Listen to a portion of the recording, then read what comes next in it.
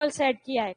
90 paper होंगे, 90 paper में last के जो पेपर हैं, 100 पेपर हैं कुल मिला के। 100 कैसे हैं?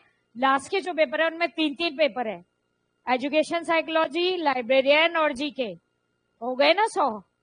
लास्ट के 3 में 15 पेपर हैं, कंबाइंड पेपर दिया है ना मैंने, तो लास्ट के 3 में 15 है, तो 90 5 हटा दो और उधर और 10 जोड़ दो, हो गए पूरे 100। पूरे 100 पेपर है आपके। मैं पूरी तरीके से स्ट्रेटेजी बना के, उद्देश्य सिर्फ एक ही है कि आप किसी भी तरीके से इस बार इस नौकरी में सिलेक्शन ले लें। बाकी आप लोगों को सिलेक्शन उसका होगा जो मेहनत करेगा। अभी जो लड़की आई थी वो भी मुझसे ही पूछ रही थी, मैडम मेरा सिलेक्शन हो जाएगा क्या? मैंने कहा मेहनत करोगी तो होगा, वरना नहीं होगा। यहां मैं करे जा रही हूँ और आप उसमें, अगर मैं 100%, मैं ना दिन देखती हूँ ना रात बच्चों के लिए, सुबह 4 बजे से रात को 12 बजे तक सिर्फ जो जितना काम है सारा सब फर्स्ट प्रायोरिटी रहती है मेरी, कि आप लोग किसी भी तरीके से मेरी साइड से 1% भी कमी ना रहे। आपका मैं 5 या 10 अगस्त तक बैच कंप्लीट कर दूंगी। उसके बाद जो ये अभी काम कर रही हूँ, ये अभी जो कर रही हूँ आप लोगों के लिए, इससे 4 टाइम ज्यादा हो जाएगा। क्योंकि जब मेरा क्लास का लोड कम होगा तो आपके डाउट्स हैं, आपको कौन कौन से, वो मैं बैठ के आराम से रिसर्च करूंगी कि कोई भी क्वेश्चन आपका बाहर ना रह जाए। तो वो मुझे फिर आप लोगों से, मतलब आप लोग अगर इतनी मेहनत अगर मैं इस स्टेज में आके कर सकती हूँ सुबह 4 बजे से रात को 12 बजे तक, तो आप क्यों नहीं कर सकते? मैंने सिर्फ और सिर्फ अपने मस्तिष्क को 90% जो डीप एंड डंप रहता है उसको मैंने मैसेज दिया हुआ है कि अभी मुझे एक्टिव रहना है टिल 10 सितंबर। उसके बाद टाटा बाय बाय। आप भी अपना खुश और मैं भी खुश। और बिल्कुल एग्जाम आगे नहीं होना चाहिए किसी भी हालत में, डेट पे एग्जाम हो जाना चाहिए। स्ट्रेटेजी पूरी मैंने वैसी बनाई हुई है। चलिए स्टार्ट करते हैं हम। आज मैं आपको पढ़ाऊंगी बच्चों ज्ञान जगत के गुण और संरचना। कल जो मैं आपको बता रही थी मूल विषय, यौगिक विषय, मिश्रित विषय, यही छोड़ा था ना मैंने आपको। मूल विषय, यौगिक विषय, मिश्रित विषय, ठीक है। ये कहलाती है ज्ञान जगत की संरचना, और आपके सिलेबस में है ज्ञान जगत की संरचना और गुण। तो पहले आप हेडिंग डाल लीजिए ज्ञान जगत की संरचना और गुण, ताकि आपको ये ना लगे कि आपका सिलेबस में से कुछ रह गया है।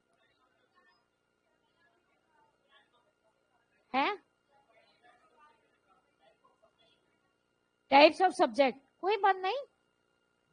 बेसिक सब्जेक्ट, यौगिक सब्जेक्ट, ये टाइप्स ऑफ सब्जेक्ट ही है ये एक्चुअल में। बट सिलेबस में जब मैंने देखा कि ये टॉपिक इसमें इसमें आ रहा है, वो डालना जरूरी, उसी के ऊपर डाल लो टाइप्स ऑफ सब्जेक्ट के वहीं पे। अरे नहीं रहने दो, है तो टाइप्स ऑफ सब्जेक्ट ही, ऊपर उसके ऊपर डाल दो ज्ञान जगत की। मैं डाल देती हूँ पूरा ही, आपको क्या डालना है। ज्ञान जगत की संरचना, ज्ञान जगत की संरचना एवं गुण, ठीक है। ये आपका एज इट इज सिलेबस में यही टॉपिक है, तो आप कंफ्यूज हो जाओगे। नीचे वो भी डाल दूंगी, पहले इसको इंग्लिश में भी लिखो। स्ट्रक्चर, सीता अभी आपका बेटा जो भी है ना, मैं बताती हूँ, जो भी कुछ पूछना चाह रही हो ना तुम। Structure and attributes, structure and attributes of universe of knowledge. Syllabus and attributes of universe of knowledge, ज्ञान जगत की संरचना एवं गुण।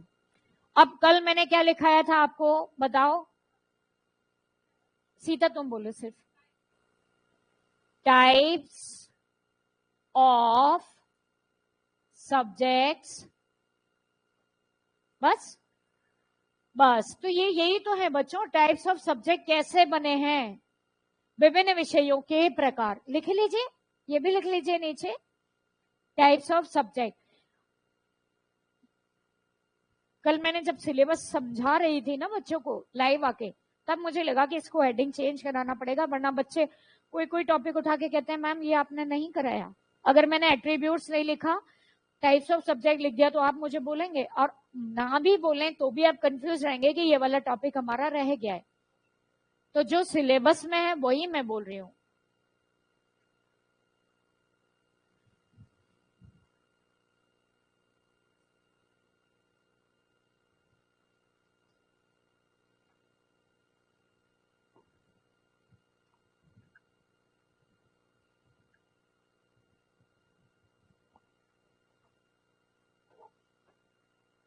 बारह बजे तक ऐड कर देगी वो आपको, सबको अपने आप आपके एप्लीकेशन में दिखने लगेगा।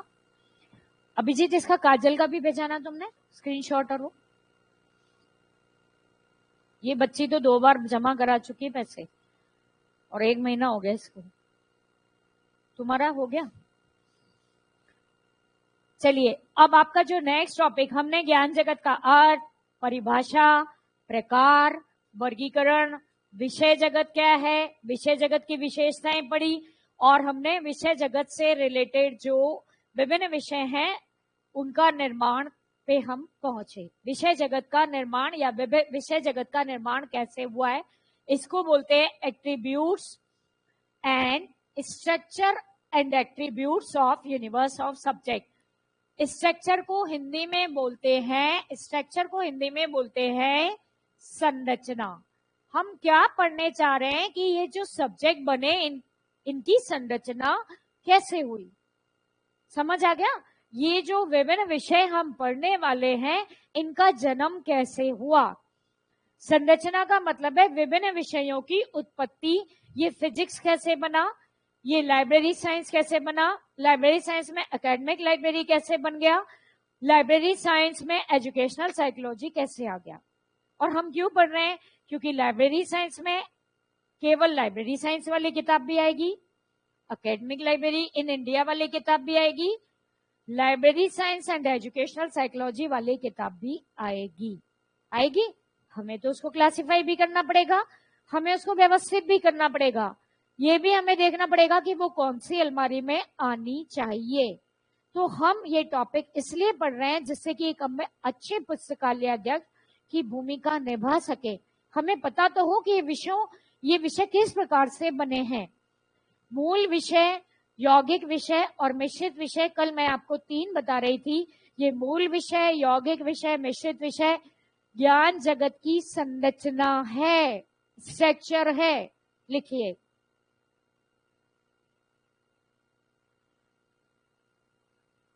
ज्ञान जगत की संरचना में, ज्ञान जगत की संरचना में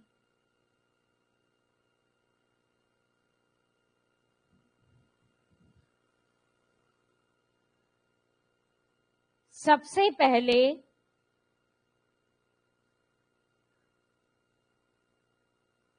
ज्ञान जगत को, सबसे पहले ज्ञान जगत को उसकी कुछ विशेषताओं के आधार पर, उसकी कुछ विशेषताओं के आधार पर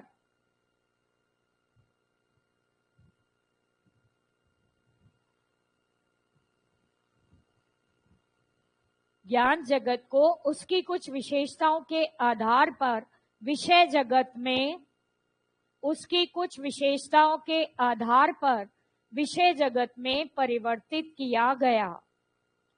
उसकी कुछ विशेषताओं के आधार पर विषय जगत में परिवर्तित किया गया।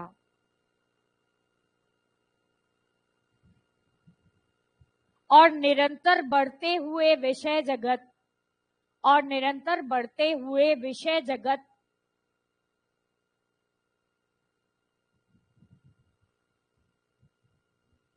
के परिणाम स्वरूप, और निरंतर बढ़ते हुए विषय जगत के परिणाम स्वरूप, निरंतर बढ़ते हुए विषय जगत के परिणाम स्वरूप विभिन्न प्रकार के विषयों का, विभिन्न प्रकार के विषयों का जन्म हुआ।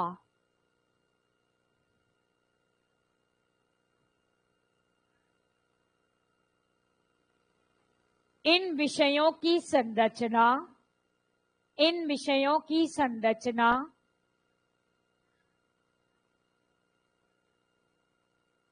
इस प्रकार है। इन विषयों की संरचना इस प्रकार है। समझ आ गया? आप कनेक्ट हो गए आप types of subject and structure से। एक ही लाइन में मैंने बता दिया types of subject and structure. इन विषयों की संरचना इस प्रकार है। पहला है आपका मूल विषय। मूल विषय को हम बोलते हैं बेसिक या फंडामेंटल सब्जेक्ट। बेसिक या फंडामेंटल सब्जेक्ट पहला है मूल विषय।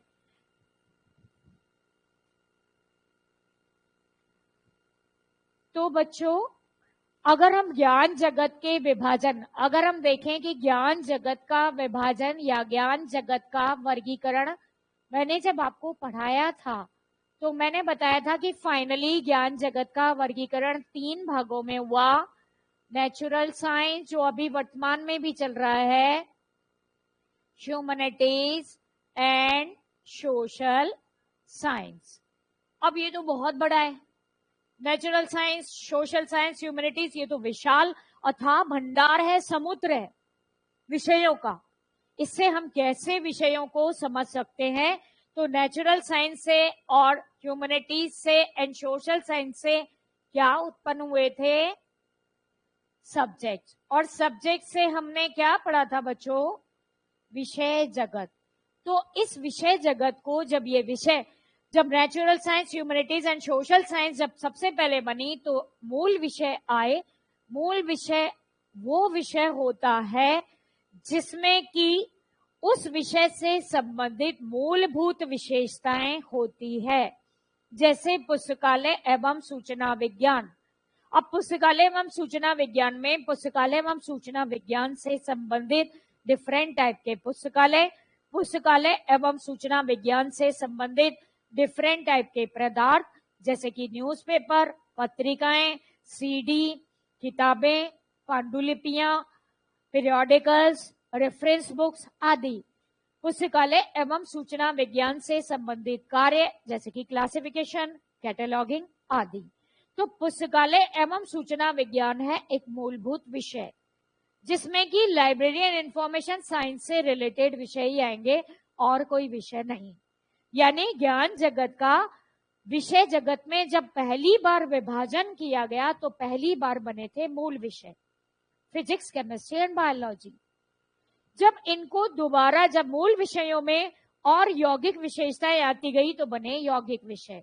सरलता से समझाने के लिए मैं बताती हूं कि यौगिक विषय का मतलब है एक विषय के साथ उसके किसी भी पक्ष या एकल का जुड़ जाना। सबसे पहले बना होगा लाइब्रेरी साइंस। जब लाइब्रेरी साइंस में डिफरेंट टाइप की लाइब्रेरीज एक बार तो आई नहीं होगी। जब पुस्तकालय का जन्म हुआ तो किस प्रकार के पुस्तकालय थे? सार्वजनिक। जब सार्वजनिक के बाद शैक्षणिक पुस्तकालय भी आए, दोनों में डिफरेंस नजर आया तो लोगों ने कैटेगरी बनाई कि भैया लाइब्रेरी में एक ही प्रकार की लाइब्रेरी नहीं होती, दूसरी भी होती है शैक्षणिक पुस्तकालय। फिर शैक्षणिक पुस्तकालय के बाद स्पेशल लाइब्रेरी भी आने लगी। स्पेशल लाइब्रेरी में medical library, agriculture library, law library. तो जब उस विषय के अनेक पक्ष जुड़ते गए तो बन गया यौगिक विषय। सरलता से जब किसी भी मेन क्लास के साथ अगर personality, matter, energy, space, time, P1, P2, P3, P4, 1P, 2P, 3P आदि जुड़ते हैं तो उससे जो विषय बनता है वो यौगिक विषय है। क्लियर है? अब भैया ज्ञान जगत तो बढ़ता ही जा रहा है, यौगिक विषय से भी काम नहीं चल रहा। यहाँ लाइब्रेरी साइंस में हमारी जान को एजुकेशनल साइकोलॉजी और जोड़ दी पढ़नी पड़ेगी आपको। पढ़ रहे हो आप? अब आपकी लाइब्रेरी में कोई किताब आ गई, पुस्तकालय एवं सूचना विज्ञान तथा शिक्षा मनोविज्ञान, 2 सब्जेक्ट आ गए।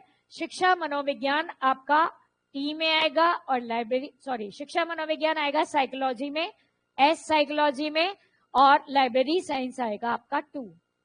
अब आपके सामने फिर समस्या हो गई कि इस किताब को मैं लाइब्रेरी साइंस की अलमारी में रखूं तो साइकोलॉजी वाले बच्चे नहीं देख पाएंगे, साइकोलॉजी में रखूं तो लाइब्रेरी साइंस वाले बच्चे नहीं देख पाएंगे।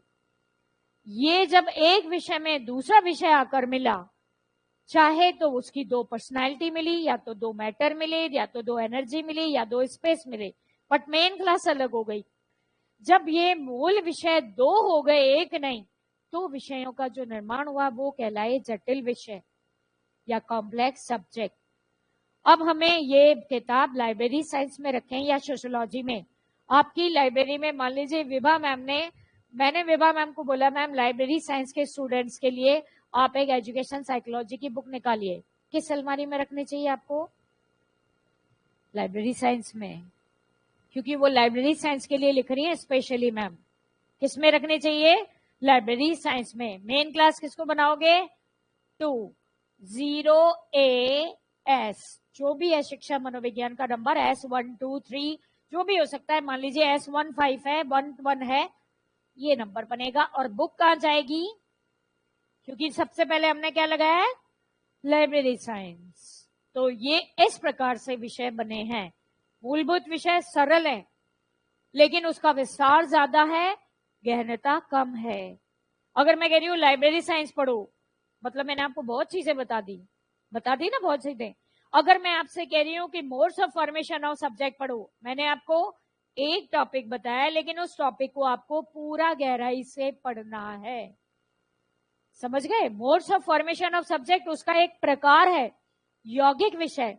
अगर मैंने आपसे कहा लाइब्रेरी साइंस की एजुकेशनल साइकोलॉजी पढ़ो, तब आपका वो जटिल या कॉम्प्लेक्स सब्जेक्ट बना। इस प्रकार से विषयों का विकास इसी क्रम में हुआ है। पहले मूल विषय, फिर यौगिक विषय, जैसे जैसे हमें डिपेंडेंसी बढ़ती गई, और फिर उसके बाद आ गए आपके जटिल विषय। क्लियर है बच्चों? तीनों पे क्वेश्चन आएंगे, तीनों पे एग्जाम्पल आएंगे। कैसे एग्जाम्पल आएंगे? आपसे पूछा जाता है फिजिक्स किस प्रकार का विषय है, आपसे पूछा जाता है लाइब्रेरी साइंस कौन सा विषय है, आपसे पूछा जाता है education, psychology, philosophy, public administration किस प्रकार का विषय, किस प्रकार का है, कौन सा है? बेसिक। जिस विषय के साथ उसका कोई भी पक्ष नहीं जुड़ा तो वो बेसिक सब्जेक्ट है। अगर मैं आपसे कह रही हूं एजुकेशनल साइकोलॉजी किस प्रकार का विषय है, बताओ? एजुकेशनल साइकोलॉजी किस प्रकार का विषय है? यौगिक। पर्सनालिटी जोड़ दी हमने, साइकोलॉजी में एजुकेशन और जोड़ा है। अगर मैंने कहा education psychology for library science students किस प्रकार का है? यही प्रश्न पूछे जाएंगे आपसे, कुछ भी पूछ सकते हैं। बायोफिजिक्स कैसा विषय है? कैसा है? Complex. Academic library in India कैसा है? यौगिक। अगर मेन क्लास के साथ पीएमईएसटी में से कुछ भी जुड़ गया, यूनिवर्सिटी लाइब्रेरी किस प्रकार का विषय है? यौगिक। मेन क्लास के साथ पर्सनालिटी जुड़ गई, लाइब्रेरी साइंस इन इंडिया किस प्रकार का विषय है? यौगिक। क्लियर है? अब कुछ भी उठा के पूछे एग्जामिनर, एक नहीं कोई सा भी आपने जो किताबों में पढ़ा है वो तो क्वेश्चन आना नहीं है, कुछ और ही क्वेश्चन आ सकता है ना। ये तो आपके लक की बात है कि जो आपने पढ़ा वही उठ के आ गया हो। अब कुछ आएगा तो उसके लिए हमें कॉन्सेप्ट क्लियर होना जरूरी है, और कॉन्सेप्ट क्लियर है तो आप आंसर दे सकते हो।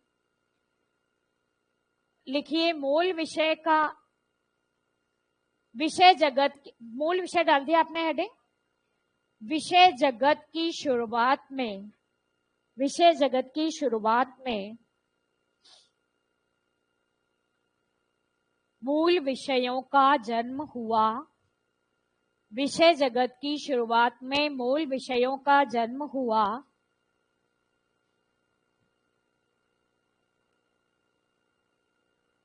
जब किसी एक विषय के साथ, जब किसी एक विषय के साथ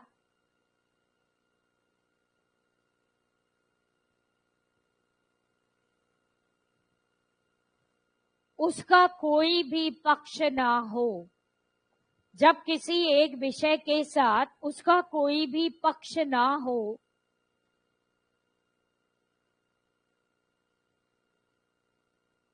तो उसे मूलभूत विषय कहा जाता है। जब किसी एक विषय के साथ उसका कोई भी पक्ष ना हो तो उसे मूलभूत विषय कहा जाता है। जैसे मूलभूत विषय कहा जाता है। जैसे तीनों का एक एक एग्जाम्पल दे देती हूं मैं। मूलभूत विषय या मूल विषय एक ही बात है, अब कंफ्यूज नहीं होना। जैसे मैथमेटिक्स, ये किसका है? नेचुरल साइंस का। जैसे मैथमेटिक्स, जैसे लिटरेचर किसका है? लिटरेचर। और जैसे हिस्ट्री।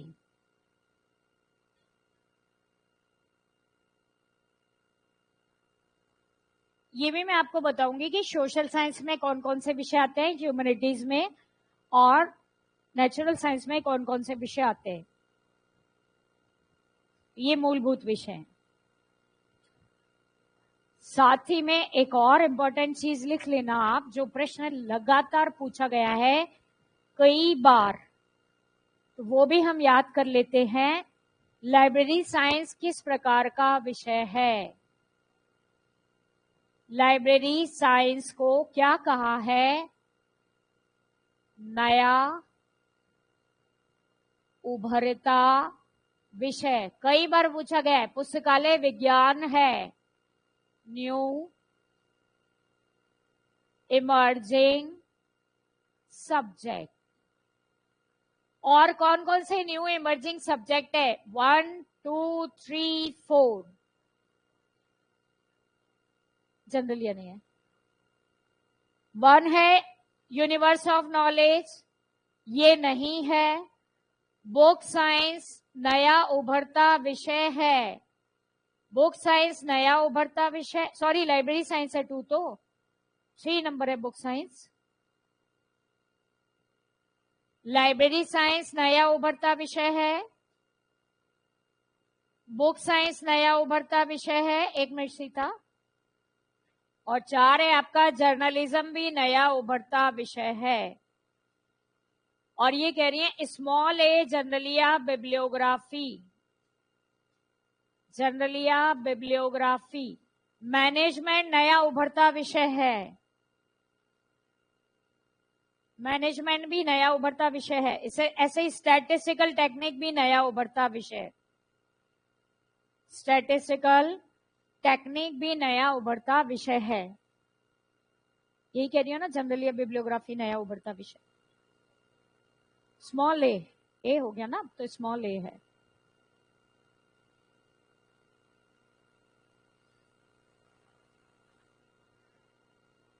तो ये 90% आपसे पूछा जाता है पुस्तकालय विज्ञान कैसा विषय है।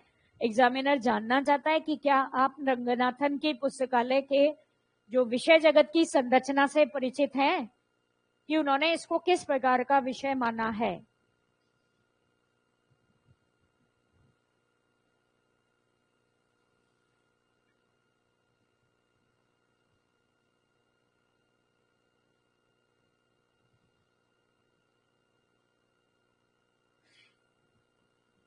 आप जब मेन क्लास याद करेंगे ना, शुरू में जो नंबर्स में वो सारे नए हैं, और लास्ट में भी एग्जाम्पल दिए हैं वो सारे नए। भाई वाई खत्म हो गया, जेड खत्म हो गया, जेड के बाद Z A, Z B, Z C, तभी तो बने जब नए विषय, वो सारे नए उभरते हैं।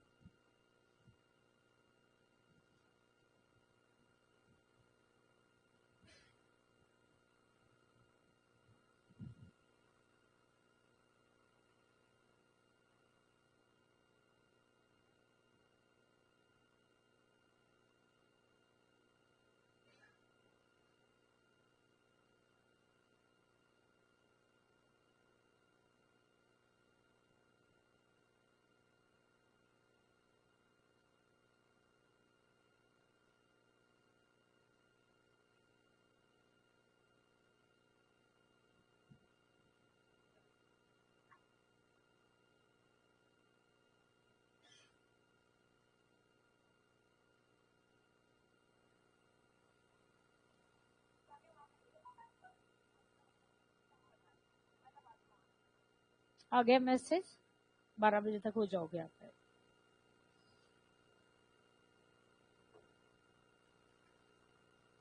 हो गया बच्चों ये? तो मूल विषय जिसमें केवल, अब इसमें लाइब्रेरी साइंस में लाइब्रेरी साइंस के ही विषय आएंगे और कुछ नहीं।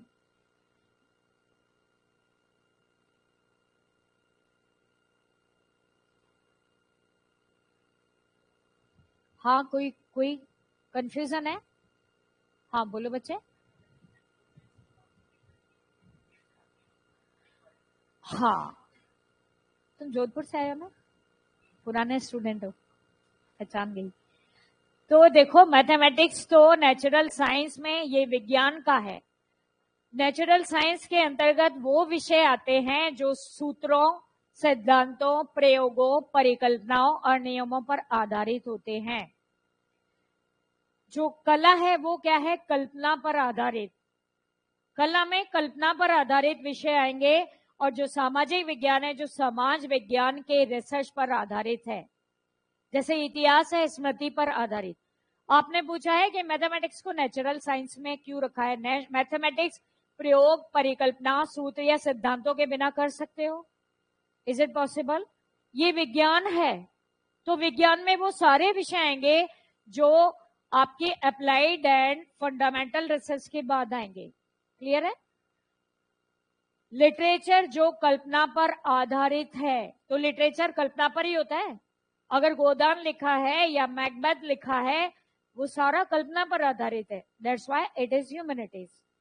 ह्यूमैनिटीज को हिंदी में बोलते हैं कला।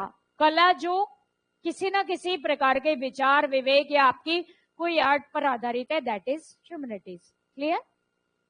और सोशल साइंस जो समाज में हमने पढ़ा, अध्ययन करा, कोई कोई समस्याएं निकली, एजुकेशन आया, सोशोलॉजी आया, पब्लिक एडमिनिस्ट्रेशन आया, लॉ आया, क्योंकि लड़ाई झगड़े हुए, और लड़ाई झगड़े में कोई दूसरे को मार रहा है तो कोई कानून तो बनना चाहिए। तो सोशल साइंस जो समाज से उत्पन्न हुआ है, समाज की समस्याओं को अध्ययन करने के लिए जो उत्पन्न हुआ है, that is social science. Clear? चलिए, अब हम आते हैं दूसरा विषय, और दूसरा विषय हमारा क्या है बच्चों? दूसरा विषय है अपना यौगिक विषय।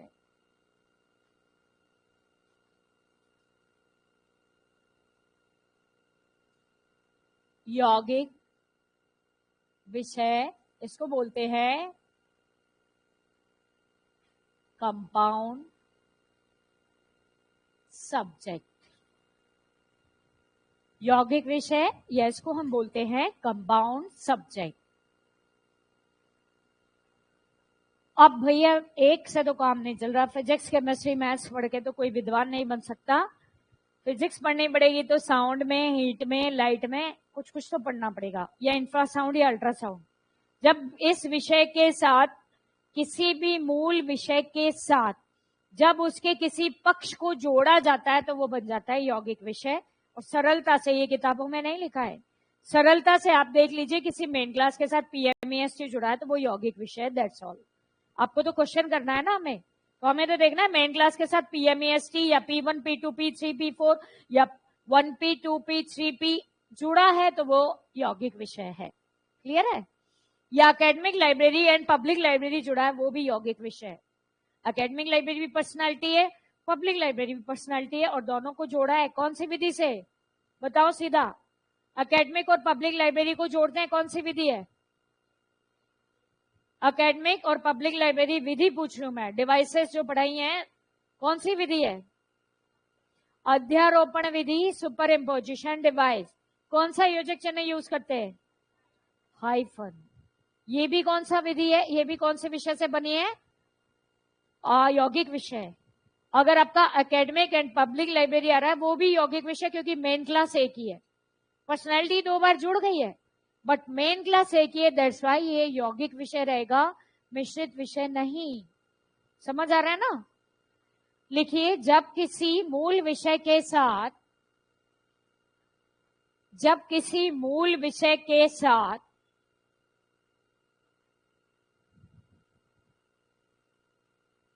उसके एक या अधिक पक्ष को, जब किसी मूल विषय के साथ उसके एक या अधिक पक्ष को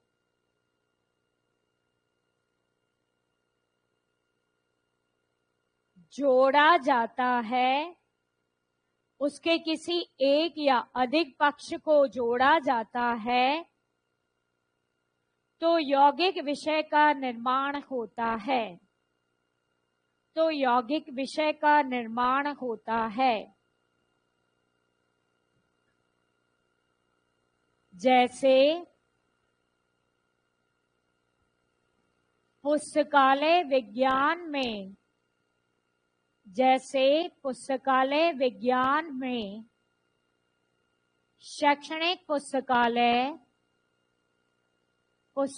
विज्ञान में शैक्षणिक पुस्तकालय यौगिक विषय है, क्योंकि यहाँ मूल विषय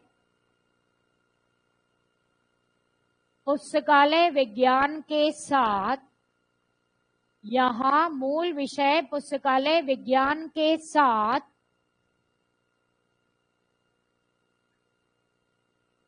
व्यक्तित्व या पर्सनालिटी, मूल विषय पुस्तकालय विज्ञान के साथ उसके प्रकार अर्थात शैक्षणिक पुस्तकालय को जोड़ा गया है। शैक्षणिक पुस्तकालय को जोड़ा गया है। जैसे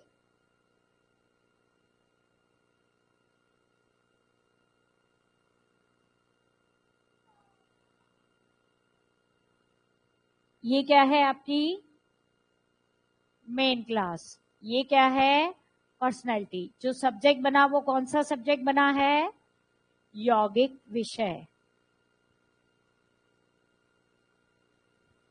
अर्थात मेन क्लास प्लस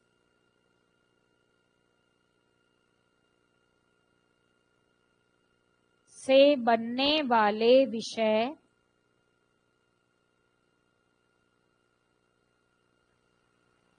यौगिक विषय है। पर्सनैलिटी नहीं, अगर आता है अपने पास history of library science, library science main class कौन सी है बच्चों, लाइब्रेरी साइंस मेन क्लास कौन सी है, हिस्ट्री का नाम कहां से लेंगे अग्रेश, हिस्ट्री कहां से लेंगे, हिस्ट्री ऑफ लाइब्रेरी साइंस का नंबर क्या बनेगा, ACI एंटीरियोराइजिंग कॉमन आइसोलेट है ना।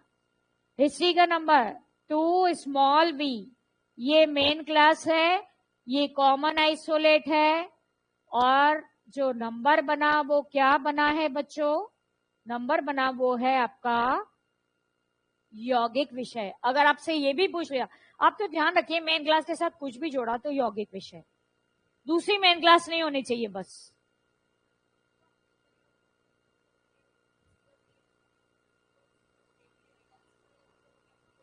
नहीं, उससे कोई फर्क नहीं पड़ता। कॉमन आइसोलेट में हम मेन क्लास के साथ लगाते, उसमें स्मॉल ए ही है, चेंज हो गया, स्मॉल जेड नहीं है, अभी स्मॉल ए ही लिखते हैं। जेड पहले था स्मॉल जेड, अभी स्मॉल ए हो गया ये। अब जैसे अपने को स्मॉल ए का नंबर यहां तो है आपका बिब्लियोग्राफी के लिए, है ना। अब देखो क्या फर्क है, अगर मैं कह रही हूँ बिब्लियोग्राफी ऑफ बुक्स तो मैं नंबर बनाऊंगी बिब्लियोग्राफी ऑफ बुक्स या मैप्स, तो नंबर बनाऊंगी ये 17, ये क्या हो गया मेन क्लास। अगर मैं कह रही हूँ बिब्लियोग्राफी ऑफ लाइब्रेरी साइंस, ये क्या हो गई स्मॉल ए, तो हमने कॉमन आइसोलेट में भी यूज किया है, स्मॉल ए तो हमने फेज रिलेशन में भी यूज किया है। अगर मैं कह रही हूँ लाइब्रेरी साइंस एंड एजुकेशन, तो नंबर क्या बनाऊंगी ये बनाऊंगे ना। तो यहां मैंने फेज रिलेशन के लिए यूज किया, यहाँ कॉमन आइसोलेट के लिए यूज किया, यहाँ मेन क्लास के लिए, बट अलग अलग हुआ तो स्मॉल अक्षर यूज होगा, स्मॉल ए ही हो गया अभी। Small Z main class biblio generally है, बिब्लियोग्राफी है, बट इसको स्मॉल ए के रूप में अगर आप प्रैक्टिकल कर रहे हो तो स्मॉल ए ही करते हैं हम, जैसे हमने किए प्रैक्टिकल तो हमने स्मॉल ए ही लिखा, मेन क्लास को स्मॉल ए ही बनाया था।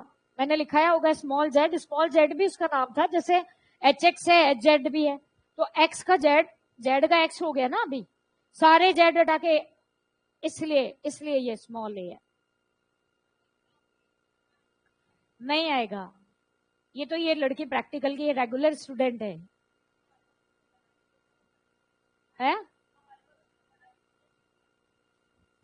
ये कह रही है बड़ा लिखो छोटा लिखो एक ही बात है। नहीं, अगर किसी का डाउट आ रहा है तो बताना तो जरूरी है ना बच्चों। अगर कोई इस लेवल की पढ़ाई कर रहा है कि सिलेक्शन लेना है तो उसको बताना तो जरूरी है ना। जोर से बोलो अग्रेश। बिब्लियोग्राफी ऑफ,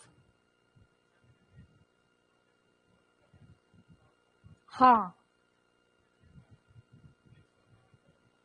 रंगनाथा ने 5 बनाए हैं, मंडल के 5 प्रकार बताए हैं। मंडल के 5 प्रकार बताएं, वो किस क्रम में है वो सारा पढ़ाऊंगी मैं आपको। अब तुम क्या पूछ रहे हो? मंडल के 5 प्रकार। अब बिब्लियो कॉमन आइसोलेट की बिब्लियोग्राफी को रखा है, वो मेन क्लास को नहीं रखा है। जोन का उपयुक्त क्रम क्या है उसमें स्मॉल ए बता रहे हो ना तुम, वो कॉमन आइसोलेट का है, मेन क्लास का नहीं है। जोन का उपयुक्त क्रम क्या है, ए स्मॉल ए बता दूंगी मैं जब आएगा। चलिए बच्चों, ये हो गया कंप्लीट आपका यौगिक विषय। जब पीएमईएसटी या 1P 2P 3P 4P या मेन क्लास के साथ कुछ भी जुड़ गया तो वो यौगिक विषय बनेगा। बस दूसरी मेन क्लास नहीं जुड़नी चाहिए। दूसरी मेन क्लास जुड़ते ही क्या बन जाएगा? जटिल विषय। और आप कैसे पहचानोगे दूसरी मेन क्लास है? जब 2.4 पेज याद करोगे, उसके बिना आप नहीं पहचान पाओगे कि मेन क्लास जुड़ी है कि कोई इसका। आप 2.4 पेज याद करोगे, आपको पूरी मेन क्लास पता लग जाएगी। तो मेन क्लास में आपको डिफरेंस तभी पता लगेगा, वरना आप कंफ्यूज होते रहोगे।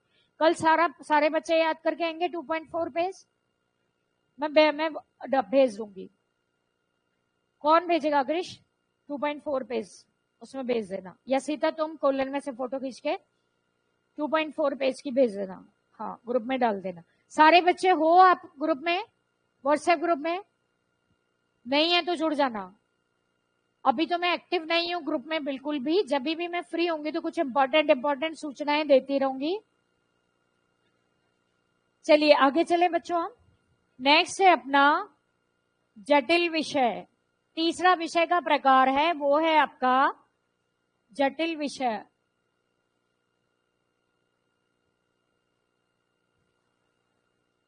जटिल विषय को बोलते हैं हम, इसको मिश्रित विषय भी बोलते हैं। जटिल विषय या मिश्रित विषय, कॉम्प्लेक्स सब्जेक्ट। कॉम्प्लेक्स सब्जेक्ट, यौगिक का भी हिंदी में कुछ और नाम भी है। कॉम्प्लेक्स क्या है बच्चों? संयुक्त विषय भी है। यौगिक का संयुक्त विषय भी है, लिख लीजिए। और जटिल का मिश्रित विषय भी है। कभी पूछ लिया प्रकार में तो आप कंफ्यूज हो गए। इसको मिश्रित भी बोलते हैं और यौगिक को संयुक्त भी बोलते हैं।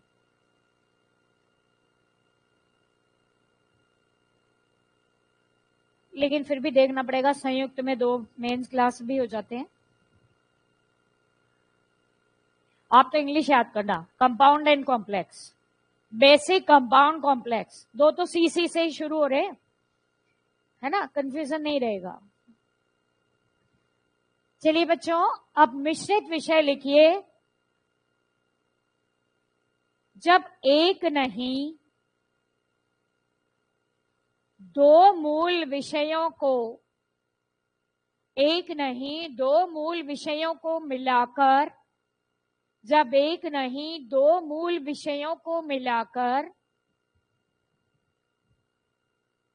किसी नए विषय का निर्माण होता है, जब एक नहीं 2 मूल विषयों को मिलाकर किसी नए विषय का निर्माण होता है, तो उसे मिश्रित विषय कहते हैं। तो उसे मिश्रित विषय कहते हैं। जैसे फिजिक्स एंड केमिस्ट्री। अब आपको 2.4 याद होगा तो आपको पता होगा फिजिक्स को बोलते हैं सी और केमिस्ट्री को बोलते हैं ई। ये भी मेन क्लास है, ये भी मेन क्लास है। दो मूल विषय अगर किसी बुक में आ रहे हैं तो C0AE। ये हमने जोड़ा है वो क्या है? दशा संबंध। दशा संबंध के लिए कौन से योजक चिन्ह का यूज किया गया है? 0A से लेकर मतलब 0 प्लस रोमन स्मॉल। ये भी आपसे पूछा जाता है। दशा संबंध के लिए किसका प्रयोग किया है? आंसर लिखोगे आप Indo Arabic plus Roman small. कैसे बच्चों? इंडो अरेबिक है कि नहीं है? ये 0 क्या है? 0 से लेके 9 तो इंडो अरेबिक है और स्मॉल ए से लेके स्मॉल जेड रोमन स्मॉल है। इसी तरह आपका क्वेश्चन आया कॉमन आइसोलेट के लिए, सामान्य एकल के लिए किसका प्रयोग किया जाता है? दोनों का। कॉमन आइसोलेट में भी दोनों यूज होते हैं। तो जब आपकी लाइब्रेरी में ऐसी किताब आई है जिसमें एक मेन क्लास नहीं है, 2 मेन क्लास हो, तो वो जो विषय की बुक है वो है मिश्रित विषय या जटिल विषय, जिसको हम इंग्लिश में कॉम्प्लेक्स सब्जेक्ट कहते हैं। जैसे अब ये फिजिक्स एंड केमिस्ट्री हो या बायो फिजिक्स या एस्ट्रो फिजिक्स। यहां फिजिक्स गलत लिख दिया है मैंने।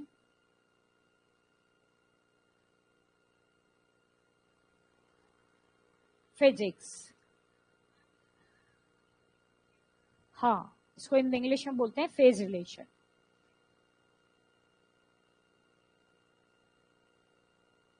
मतलब जो दो मेन क्लास, अब जैसे बायोफिजिक्स का तो अपने आप ही नंबर बना हुआ है, फेज रिलेशन नहीं है। जब भी 2 सब्जेक्ट मिलकर किसी नए विषय का निर्माण कर रहे हैं तो वो यौगिक नहीं जटिल विषय है।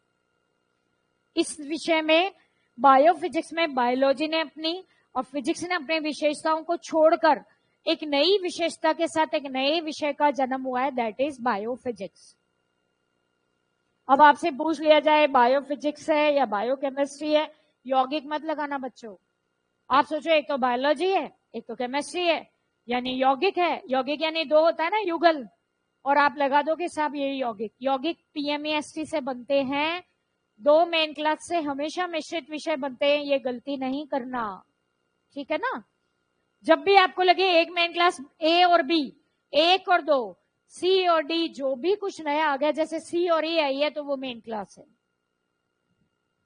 चाहे रंगानाथन ने अपनी जो मेन क्लास है DD कोलन क्लासिफिकेशन के 7वें एडिशन में 105 मेन क्लास है, 105 मेन क्लास कर दी उन्होंने, 107, हाँ 105, 7वां एडिशन में 105 मेन क्लास है। तो ये सारी कैसे बनी है? A से Z तक तो 26 ही है, रोमन कैपिटल 26 है, 0 से 9 लोगे तो 9 और जोड़ दो, 26 और 10 36 हो गए। अब ये 107 कैसे कर दिए रंगानाथन ने? AZ, BZ, CZ, LX है कि नहीं मेन क्लास, एक के साथ दूसरा कैपिटल जोड़ जोड़ के मेन क्लास बनाई उन्होंने और 105 मेन क्लास बना दी थी 7वें एडिशन में। और ये 105 में से अगर किसी को भी 2 को जोड़ना होगा तो जो विषय बनेगा वो बनेगा आपका मिश्रित विषय। सरल हो जाइए, आप बिल्कुल भी दिमाग पे प्रेशर मत लीजिए। आपका क्वेश्चन सिर्फ ये आएगा, निम्नलिखित में से मान लीजिए एस्ट्रोफिजिक्स विषय का निर्माण या एस्ट्रोफिजिक्स किस प्रकार का विषय है। ध्यान रखिएगा 2 सब्जेक्ट जुड़ गए, एस्ट्रोलॉजी और फिजिक्स, कैसा हो गया? मिश्रित। अगर मैं बोल रही हूं कि academic library in India during 2020 compound, अगर मैं बोल रही हूं लाइब्रेरी साइंस या फिजिक्स या केमिस्ट्री मूल विषय, क्लियर है। और अगर मैं बोल रही हूं मैनेजमेंट, न्यू एमर्जिंग भी हो सकता है और बेसिक भी हो सकता है, ठीक है। समझ हो गया? तो स्ट्रक्चर समझ आ गया आपको, ये विषय जगत की संरचना कैसे बनी है समझ आ गया। आप लाइब्रेरियन बनोगे तो आपको किस तरीके से personality, matter, energy, space, time को जोड़कर या कॉमन आइसोलेट को जोड़कर या फेज रिलेशन को जोड़कर किताबों की व्यवस्था करनी है। अब हम पढ़ेंगे एट्रीब्यूट्स, ठीक है, यानी इसके गुण। पढ़ोगे कि नहीं? ये कैसे, ये पहला, दूसरा, तीसरा, ये कैसे बड़े हैं? तो एट्रीब्यूट्स ऑफ विषय जगत के गुण।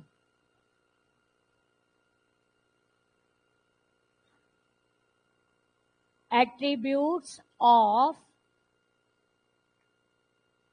Universe of knowledge.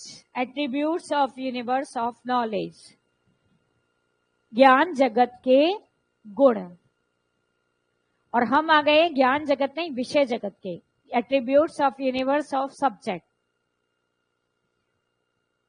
Attributes of universe of knowledge या सब्जेक्ट कर दीजिए इसको।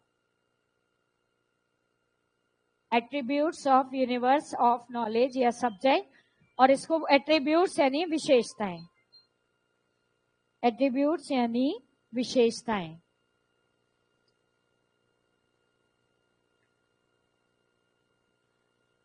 हिंदी में ये भी लिख देती हूं।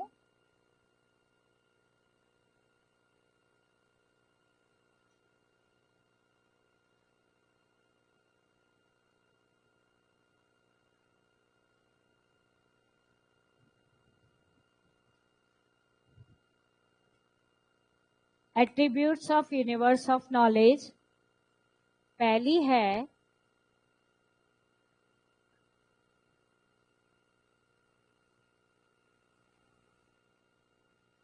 गतिशील, डायनामिक। रुक रहा है क्या विषय जगत का विस्तार? लगातार लगातार बढ़े जा रहा है। तो विषय जगत की पहली विशेषता जो है वो है गतिशील है। ये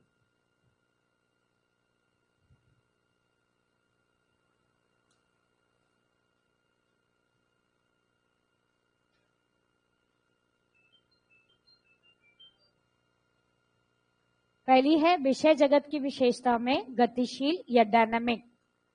मैंने डायनामिक थ्योरी ऑफ क्लासिफिकेशन पढ़ाई थी, किसने दी है? Doctor SR. रंगनाथन ने। ये डायनामिक थ्योरी हम इसीलिए पढ़े क्योंकि डायनामिक हो गया है, विषय जगत का विस्तार रुक नहीं रहा है, लगातार बढ़ रहा है। लिखिए, विषय जगत लगातार गत्यात्मक या गतिशील है। विषय जगत लगातार गतिशील है।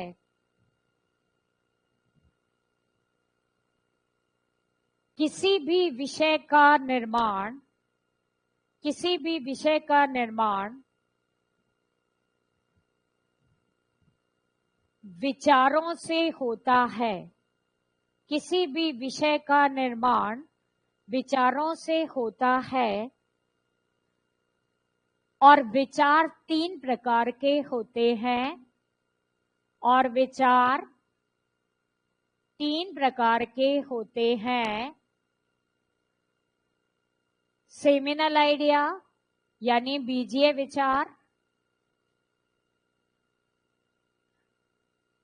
मतलब मूलभूत विचार। बीज क्या होता है?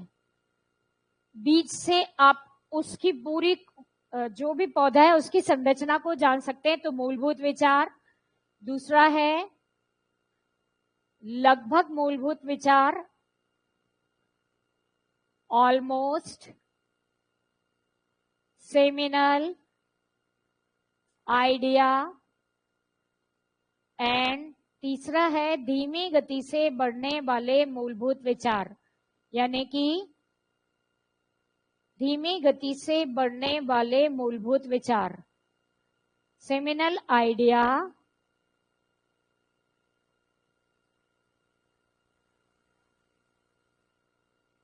डेवलप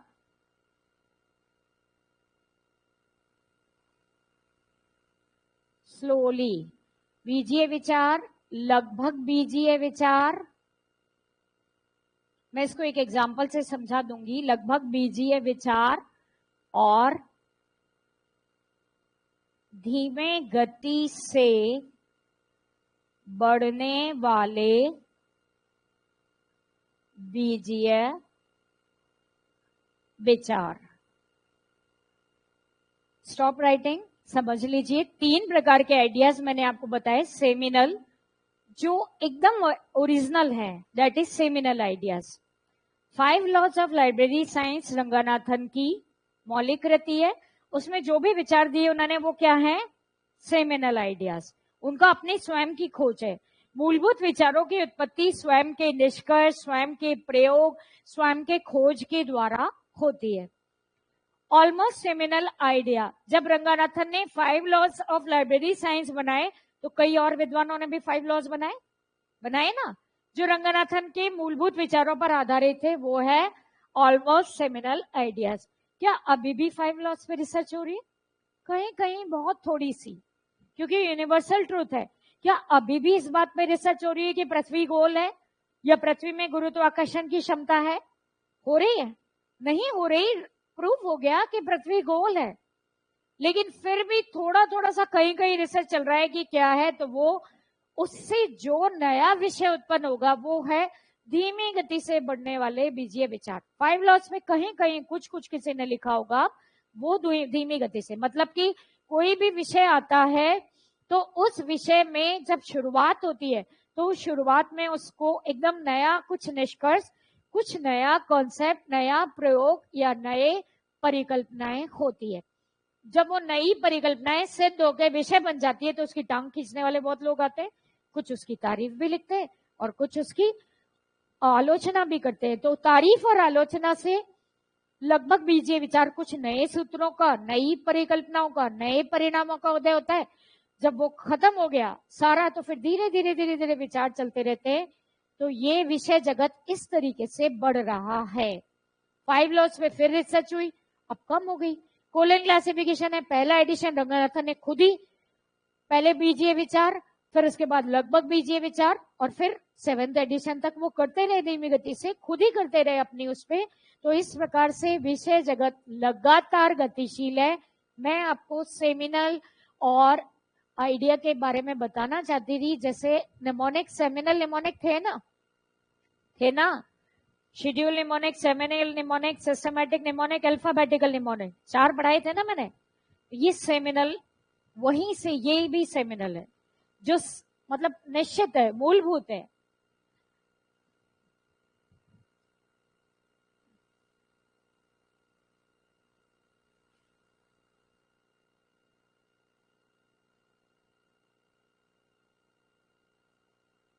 नहीं,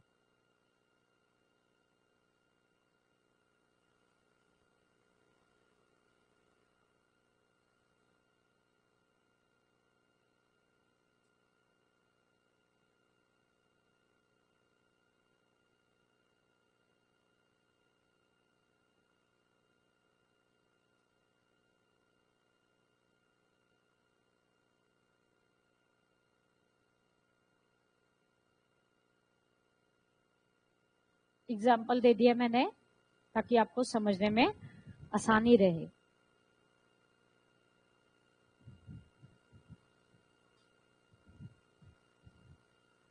सीसी का फुल फॉर्म क्या है? हाँ, वो लिख लेना, कहीं फिर बोलो कि मैडम ने लिखवाया नहीं। सीसी तो आधा आधा पढ़ाती है। कुछ कुछ बच्चे रोने भी लगते हैं जिनको बिल्कुल नहीं आता, तो फिर उन्हें तो लगता है ना कि मैम ने ये नहीं पढ़ाया, ये नहीं पढ़ाया। हालांकि मैं 0 से स्टार्ट करती हूँ, बट फिर भी इंसान हूं तो कभी कभी तो भूल ही जाते हैं कि इसका फुल फॉर्म क्या है।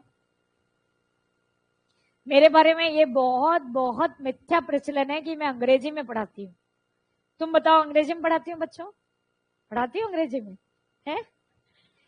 हिंदी में नहीं पढ़ाती हूँ। हिंदी मीडियम वाले बच्चे मुझे समझ पाते हैं कि नहीं, ये बताओ?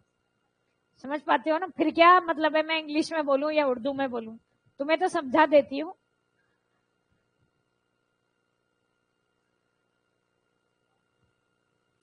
हाँ, इंग्लिश की वजह से ही क्वेश्चन सही होते हैं, इसीलिए मैं इंग्लिश लिखती हूँ। और धीरे धीरे मैं भी सरकारी स्कूल से पढ़ी हूँ, मुझे कोई अंग्रेजी बोलने आती नहीं थी। आप लोगों की तरह मैं भी किसी गांव से बिलोंग करती हूँ, मैं भी सरकारी स्कूल में पढ़ी हूँ, मैं भी सरकारी कॉलेज, महारानी कॉलेज में, सरकारी यूनिवर्सिटी में, राजस्थान यूनिवर्सिटी में पढ़ी हूँ।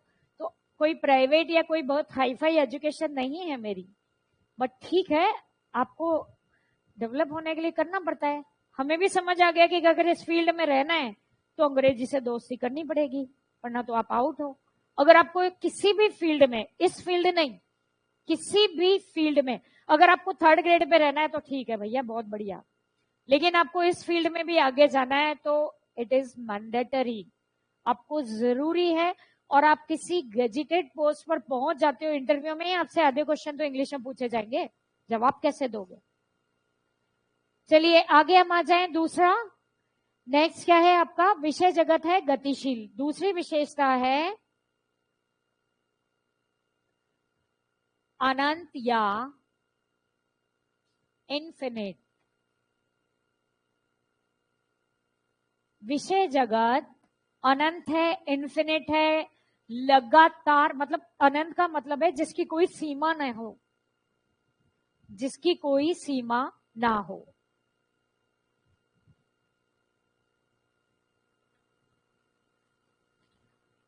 लिखिए,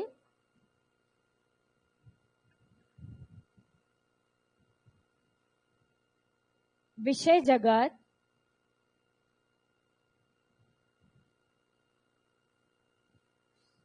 अनंत,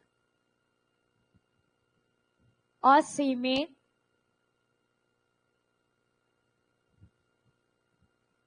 तथा अपरिमेय है। विषय जगत अनंत, असीमित तथा अपरिमेय है। विषय जगत अनंत, असीमित तथा अपरिमेय है, अर्थात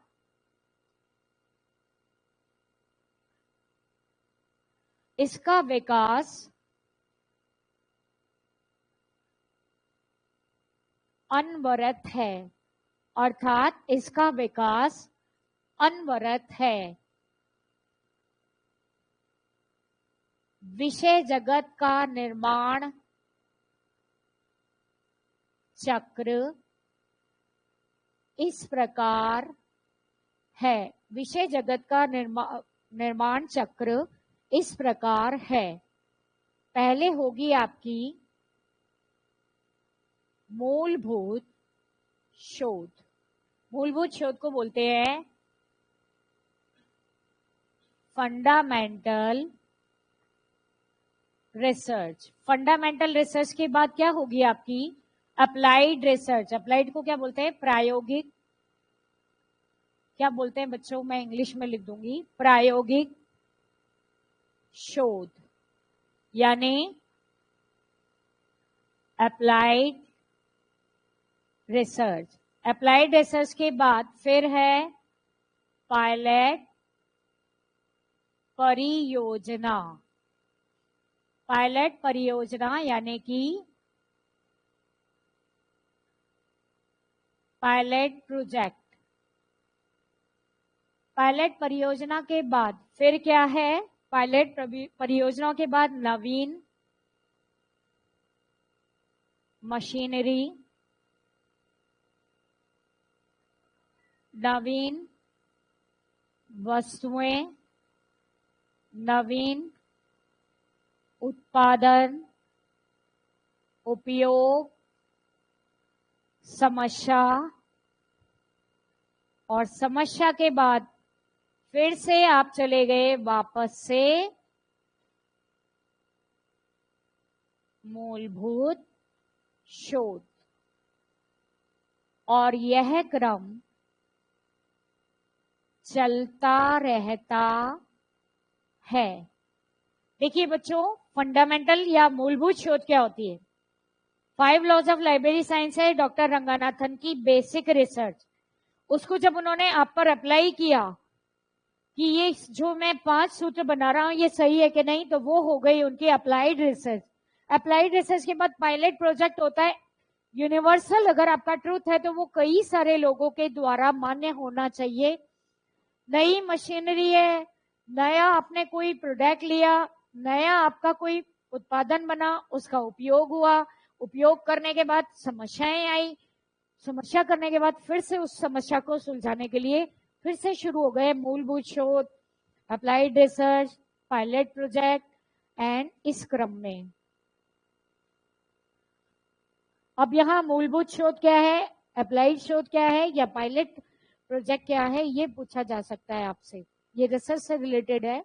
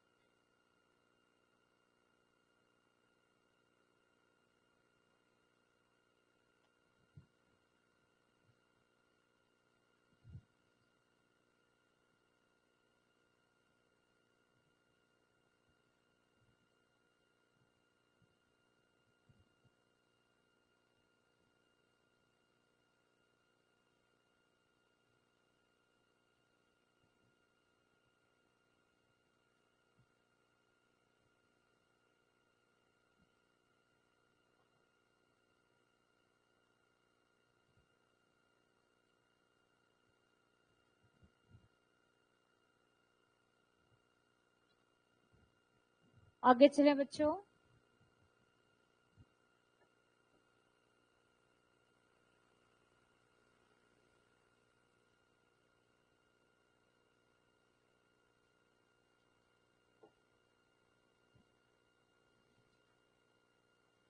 नेक्स्ट विशेषता है आपकी सततता, यानी कंटिन्यूयम। सततता यानी कि कंटिन्यूयम।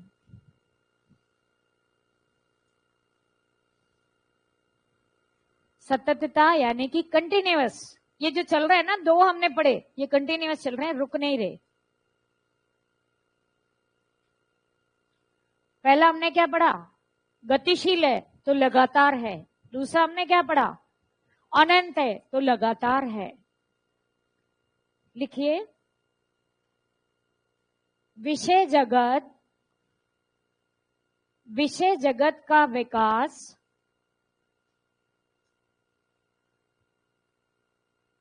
लगातार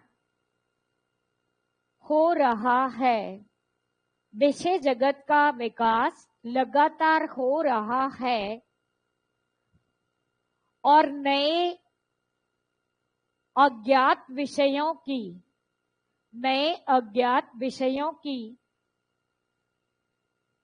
उत्पत्ति हो रही है। विषय जगत का विकास लगातार हो रहा है और नए अज्ञात विषयों की उत्पत्ति हो रही है।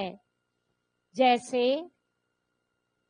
जब हमने पढ़ा था शुरू में ज्ञान जगत का विभाजन, तो मैंने आपको क्या पढ़ाया था, एक विषय बताया था मैथमेटिक्स, बताया था। मैथमेटिक्स में अभी क्या क्या हो गया है, ज्योमेट्री, ट्रिग्नोमेट्री, अलजेब्रा और एस्ट्रोनॉमी। एस्ट्रोनॉमी मैथ्स की ब्रांच है, ठीक है। ज्योमेट्री में अगर आप देखोगे तो ज्योमेट्री में क्या हो गया आपका, लाइन में अगर आप देखोगे तो 1 डायमेंशन यानी 1 लाइन, इसको हिंदी में कर देती हूं 2 लाइन या n लाइन। n लाइन का मतलब क्या है? अनंत रेखाएं। तो ये विषय जगत का लगातार हर दिशा में, देखो खाली मैथ्स ही नहीं बढ़ रहा, ज्योमेट्री भी बढ़ रहा है, ज्योमेट्री नहीं लाइन भी बढ़ रहा है। विषय जगत एक बरगद के पेड़ की तरह हर दिशा में हर विषय अपने से रिलेटेड नई नई शोध करता जा रहा है। अब जैसे समस्या क्या हुई हमारी लाइब्रेरी में, देखो मैं बताती हूँ आपको। आपकी लाइब्रेरी साइंस में एजुकेशन साइकोलॉजी हर विषय में जुड़ी है। प्रयोगशाला सहायक में जुड़ गई, पीटीआई में जुड़ गई, लाइब्रेरी साइंस में जुड़ गई। क्यों जुड़ी ये बताती हूं मैं।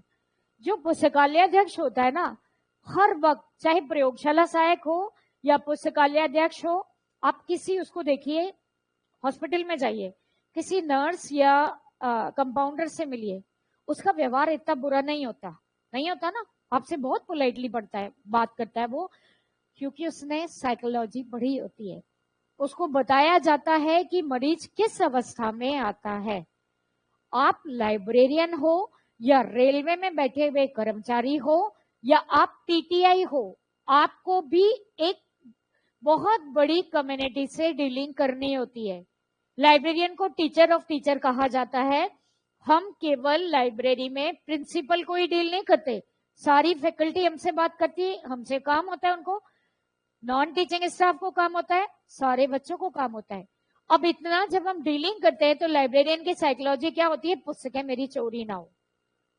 ज्यादातर वो लाइब्रेरी में डॉक्यूमेंट्स की सेफ्टी और सिक्योरिटी की बात करता है, क्योंकि वो नहीं जानता। और वो आप किसी भी लाइब्रेरी में चले जाइए, हर वक्त ये प्रेशर उसको चिड़चिड़ा सा बना देता है और उसे लगता है कि क्यों आया है, क्या कर रहा है। तो हम समाज सेवक हैं। जिस तरह हॉस्पिटल में डॉक्टर्स, कंपाउंडर और नर्स समाज सेवा करते, उनको इथिक्स बताई जाती है कि आपके डॉक्टरी, उनको जब ओथ दिलाई जाती है, उनको शपथ दिलाई जाती है, तो उनको कुछ मॉरल बताए जाते हैं कि आप इस प्रोफेशन में आ गए तो आपको इस तरीके से व्यवहार करना है। हम भी लाइब्रेरी में आ गए तो हमें कैसा व्यवहार करना चाहिए। डिफरेंट कैटेगरी के, डिफरेंट व्यवस्था के, डिफरेंट सामाजिक स्तर के बच्चे आ रहे, बट आपको तो उन सबसे डील करना है, हाई लेवल का भी और लोअर लेवल का भी।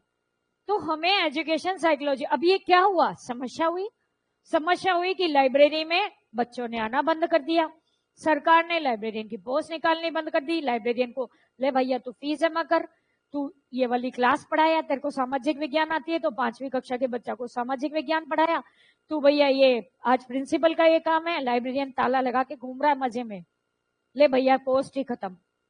जब सरकार को लगी नहीं रहा जरूरत है तो क्यों लाइब्रेरियन बनाए।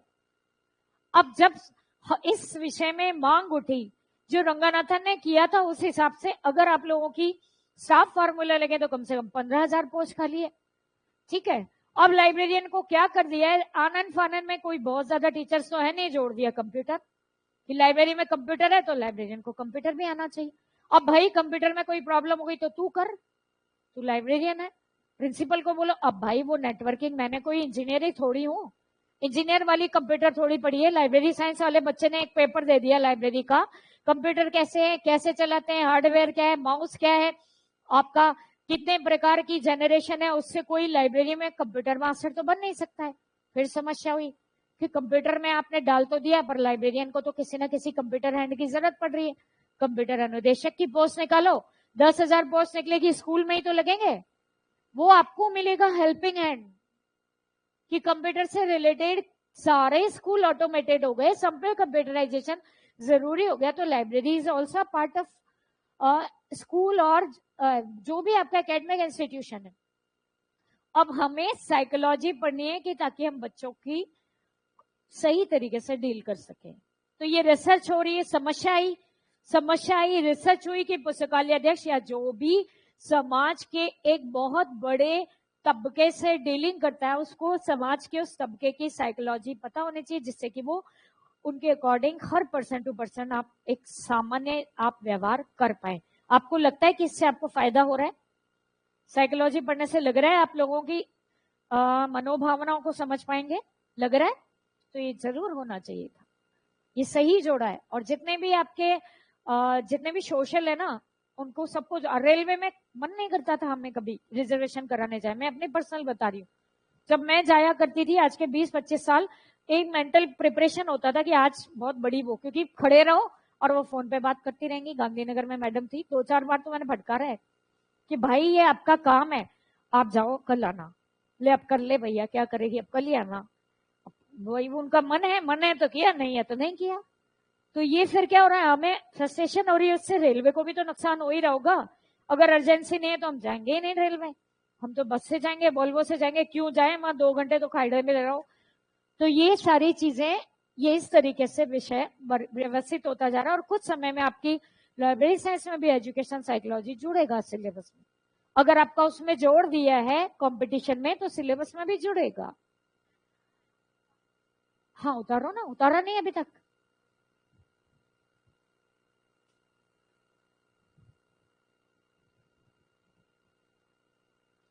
हर चीज क्यों हुई जानना जरूरी है। हो गई एक्सेप्ट करना is not necessary, but why, आप क्या कब क्यों का प्रश्नों का उत्तर जिस दिन समझ जाओगे ना, उस दिन आप अपने आप को भी जान लेंगे।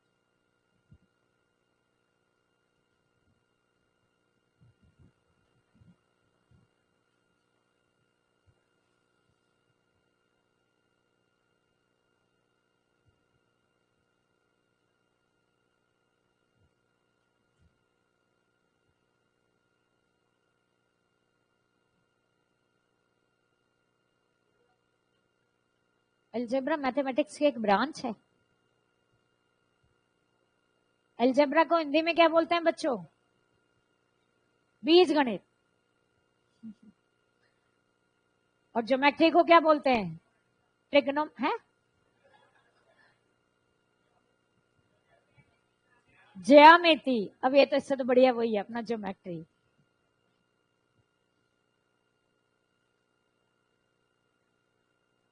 पहले तो हम पढ़ते ही थे ना बीज गणित, अंक गणित।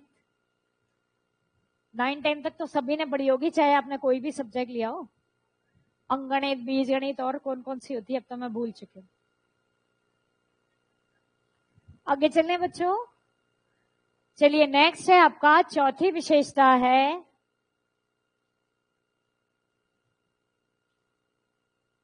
बहुआयामी। बहुआयामी, मल्टी डायमेंशनल। बहुआयामी मल्टी डायमेंशनल, सही लिखा है। बहुआयामी यानी कि मल्टी डायमेंशनल। अब ये जो विषय जगत गतिशील है, अनंत है, लगातार बढ़ रहा है, वो एक दिशा में नहीं बढ़ रहा, बहुत सारी दिशाओं में बढ़ रहा है। बहुआयामी यानी कई सारी दिशाओं में विषयों का विकास हो रहा है। लिखिए, विषय जगत का विकास, विषय जगत का विकास केवल एक दिशा में नहीं, विषय जगत का विकास केवल एक दिशा में नहीं, बल्कि कई दिशाओं में होकर, बल्कि कई दिशाओं में होकर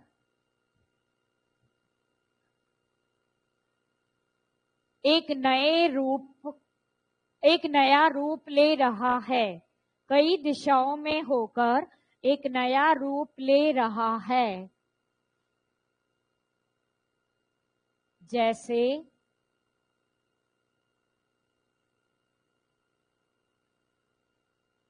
लाइब्रेरी साइंस।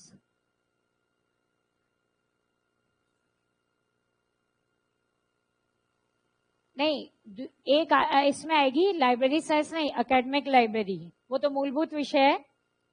यहां आएगी एकेडमिक लाइब्रेरी। जैसे एकेडमिक लाइब्रेरी, एकेडमिक लाइब्रेरी, यहां पर क्या जुड़ा है बच्चों? मेन क्लास के साथ पर्सनालिटी, द्विआयामी न्यूज़पेपर इन academic library.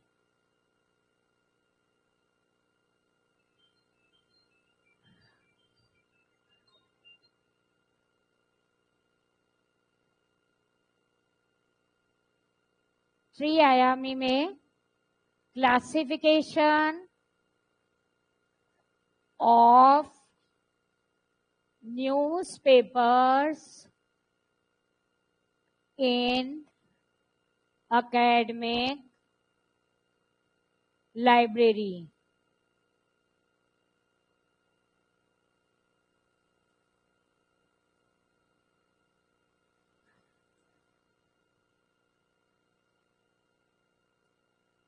चार आयामी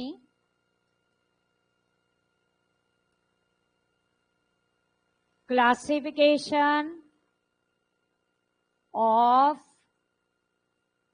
newspaper in academic library of India. Main class PMES और पंचायामी में पांचों जुड़ गए PMEST. Classification of academic library in India 5 में ये और कर लेना ड्यूरिंग 2022. Main class PMEST.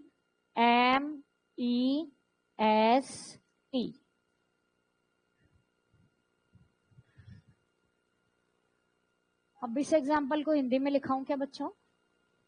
चल जाएगा ना ये तो इतनी तो?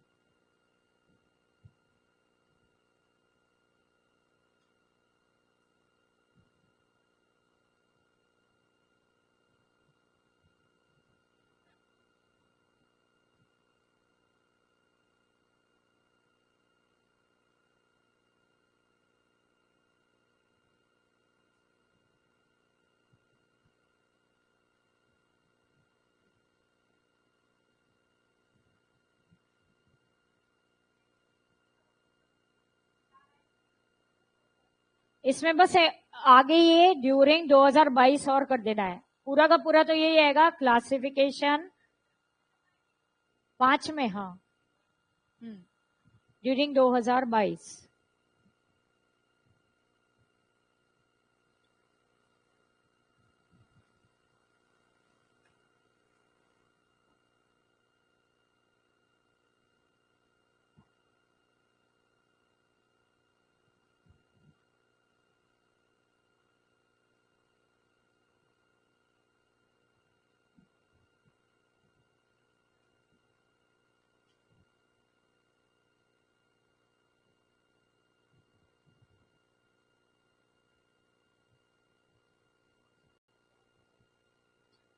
Classification of newspaper in academic library of India during 2022, ये 5 में लिखना है.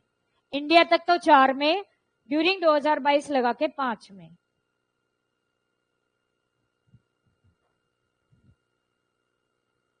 लिख लिया?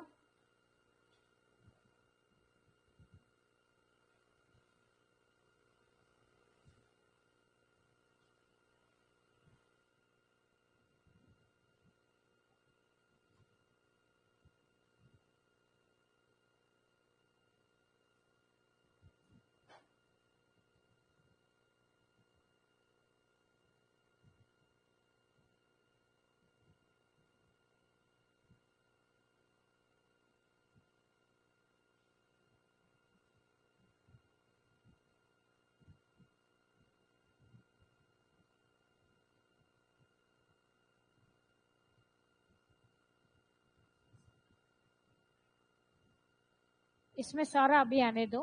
विषयों के प्रकार की विशेषताएं हम पढ़ रहे हैं ना। विशेषताओं में एक आयामी, दो आयामी, तीन, जब तीन जुड़ गए, पर्सनालिटी, मैटर, एनर्जी जुड़ गई, तो वो कितने आयाम हो गए उसके? तीन हो गए। T1, P2, P3 जुड़ गया तो वो विषय का कौन सा प्रकार है? त्रिआयामी। 1P, 2P, 3P जुड़ गया तो कौन सा प्रकार है? Three dimension. थ्री डायमेंशनल हो गया ना, 1 डायमेंशनल, 2 डायमेंशनल, 3, 4 एंड 5 डायमेंशनल। और रंगनाथन ने किसी विषय के 5 और 5 ही प्रकार बताए। आगे चले बच्चों। नेक्स्ट है आपका, लिख लिया क्या सबने? नेक्स्ट है आपका पांचवी विशेषता है सुसंगतता या कोहेरेंस। सुसंगतता या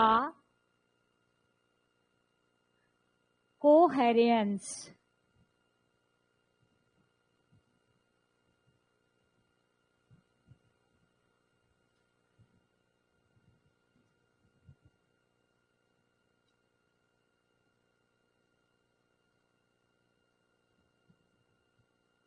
सुसंगतता का मतलब है विषय जगत का जो विकास हो रहा है वो अपने मूलभूत विषय से कोरिलेटेड है, सुसंगत है।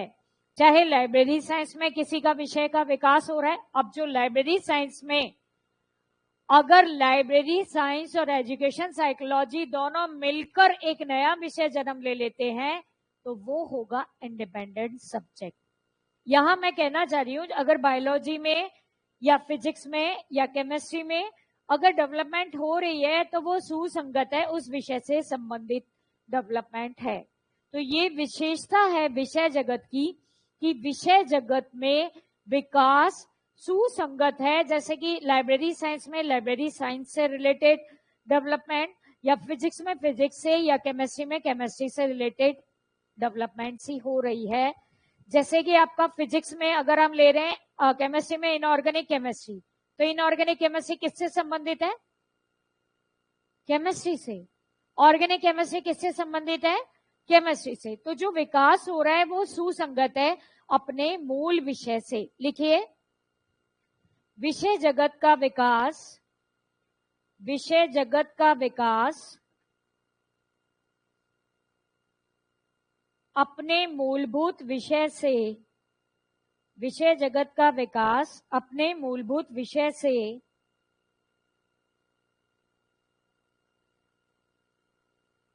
सुसंगत है, मूलभूत विषय से सुसंगत है, अर्थात कि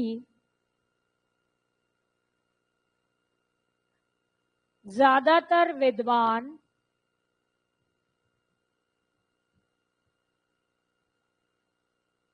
बंद हो गई है तुम्हारी ये लाइव बच्चों।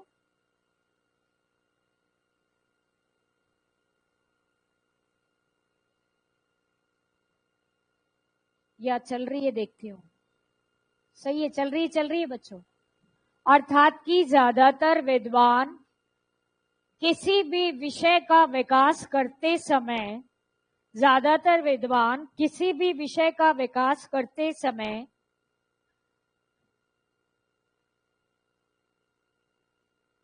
उसकी मूलभूत विशेषताओं को ध्यान रखकर, किसी भी विषय का विकास करते समय उसकी मूलभूत विशेषताओं को ध्यान में रखकर, उसकी मूलभूत विशेषताओं को ध्यान में रखकर ही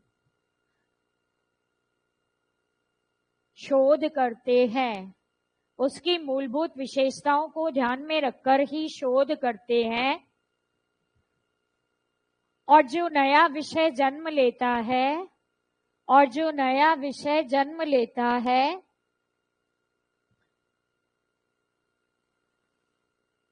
वह अपने मूल विषय से, वह अपने मूल विषय से सुसंगत या कोहेरेंट होता है, वह अपने मूल विषय से सुसंगत होता है। अब देखिए बच्चों, व्हाट इज मीनिंग ऑफ सुसंगत। लाइब्रेरी साइंस में आपको पीएचडी करनी है, टॉपिक क्या उठाओगे? लाइब्रेरी साइंस का ही उठाओगे, कोई ना कोई।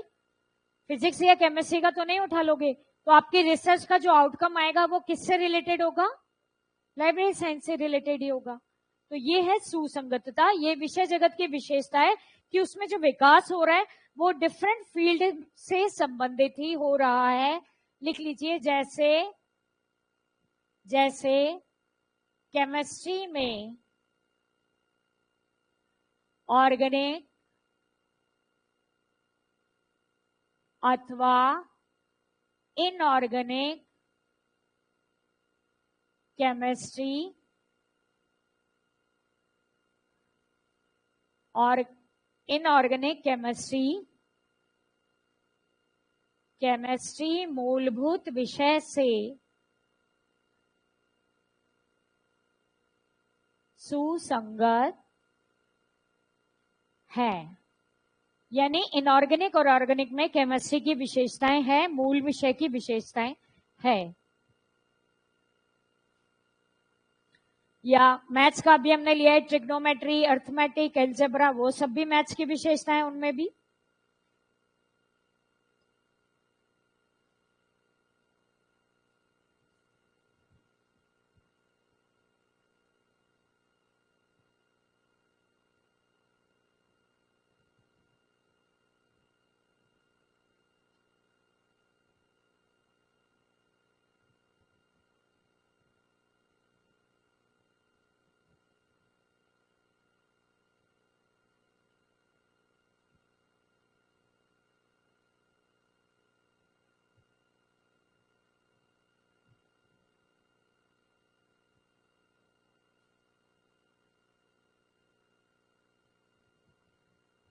लिख लिया बच्चों। सुसंगतता के बिल्कुल विपरीत विशेषता है इसकी, वो है स्वतंत्रता। छठी है ना, स्वतंत्रता यानी इंडिपेंडेंस। स्वतंत्रता यानी कि इंडिपेंडेंस।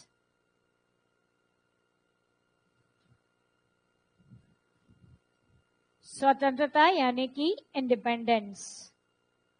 अब विषय जगत की ये विशेषता है, सुसंगतता में अपनी मूलभूत विशेषताएं लिए हुए है, लेकिन अगर कोई विषय लगातार रिसर्च करके अपने मूल विषय की विशेषताओं को छोड़ देता है और एक नए विषय के रूप में जन्म ले लेता है, तो वो क्या कहलाता है? स्वतंत्रता। जैसे मैथमेटिक्स से जन्म लिया आपका एस्ट्रोनॉमी, एल्जेब्रा एंड आपका और क्या क्या है बच्चों? Algebra, trigonometry. ठीक है, एल्जेब्रा से आपकी क्या निकली है? स्टैटिस्टिक्स। अभी स्टैटिस्टिक्स विकसित होकर एक नया विषय बन गया है जिसमें मैथ्स की विशेषताएं या मैथ्स की जो मूलभूत विशेषताएं होती है वो छोड़ दी है उसने। तो ये दोनों बिल्कुल अपोजिट हैं। जो हमने सुसंगतता बताई जिसमें मूल विषय की विशेषताएं हैं, लेकिन जब कोई मूल विषय लगातार विकसित होकर अपने मूलभूत विषय की विशेषताओं को छोड़कर एक नए विषय के रूप में जन्म ले लेता है, तो वो कहलाती है स्वतंत्रता। और इस प्रकार स्वतंत्र रूप से कई प्रकार के नए विषय जन्म ले चुके हैं। अगर आपका लाइब्रेरी साइंस और एजुकेशन साइकोलॉजी लगातार पढ़ते पढ़ते एक नया विषय जन्म ले लेता है, जो लाइब्रेरी साइंस की एजुकेशनल साइकोलॉजी, जिसमें लाइब्रेरी साइंस भी नहीं है, एजुकेशन साइकोलॉजी भी नहीं है, एक नया विषय, तो वो कहलाती है स्वतंत्रता। लिखिए, जब विषय अपनी मूलभूत विशेषताओं को छोड़कर, जब विषय अपनी मूलभूत विशेषताओं को छोड़कर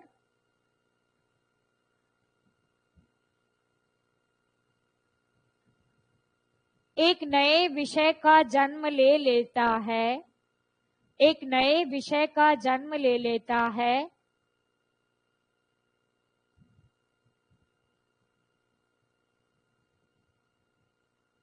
तो उसे स्वतंत्र विषय कहा जाता है। तो उसे स्वतंत्र विषय कहा जाता है।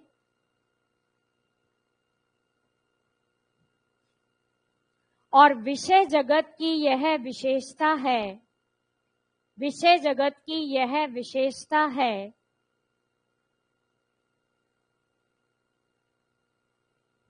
कि उसमें लगातार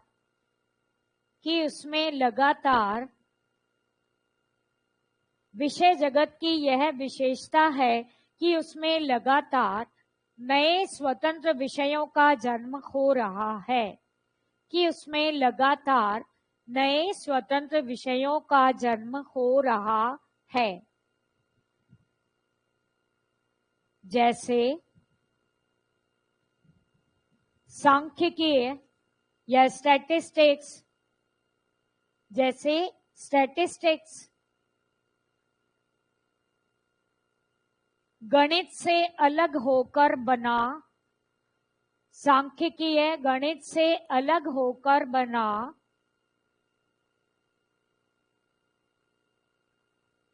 गणित से अलग होकर बना एक नया विषय है, एक नया विषय है जिसने मैथ्स की मूलभूत विशेषताओं को, जिसने मैथ्स की मूलभूत विशेषताओं को, मैथमेटिक्स की मूलभूत विशेषताओं को छोड़ दिया है, जिसने मैथ्स की मूलभूत विशेषताओं को छोड़ दिया है।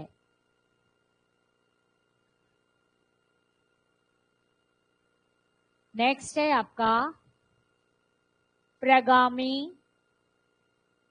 पृथक्करण, प्रगामी पृथक्करण type 1, progressive segregation type 1, progressive segregation type 1। अब यहां क्या हो रहा है, एक विषय दूसरे विषय से अलग हुआ, यहां अलग होकर और नए विषय का जन्म हुआ। जैसे सेकेंड वर्ल्ड वॉर तक कौन सा विषय था? फिलॉसफी, फिलॉसफी दर्शन है, और दर्शन से अलग होकर कौन सा नया विषय बना है पता है आपको? साइकोलॉजी। द्वितीय विश्व युद्ध के बाद दर्शन से अलग होकर एक नया विषय बिल्कुल अलग हुआ, और अभी वो अलग होकर और उस विषय के समानांतर और समकक्ष डेवलप हो गया है नया विषय। एक विषय अपने मूलभूत विषय से अलग हो और विकसित होकर उस विषय के समकक्ष विषय का रूप ले ले, तो वो है प्रोग्रेसिव सेग्रेगेशन टाइप 1। लिखिए, विषय जगत की इस विशेषता में, विषय जगत की इस विशेषता में एक विषय, विषय जगत की इस विशेषता में एक विषय अपने मूलभूत विषय से अलग होकर, अपने मूलभूत विषय से अलग होकर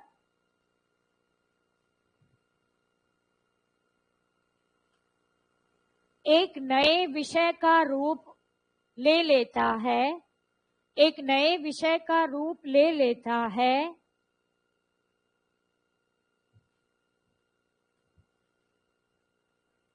और मूलभूत विषय के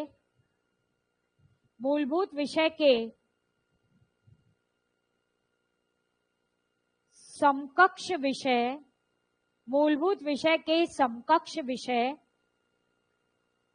माना जाता है, मूलभूत विषय के समकक्ष विषय माना जाता है, तो उसे प्रगामी पृथक्करण, उसे प्रगामी पृथक्करण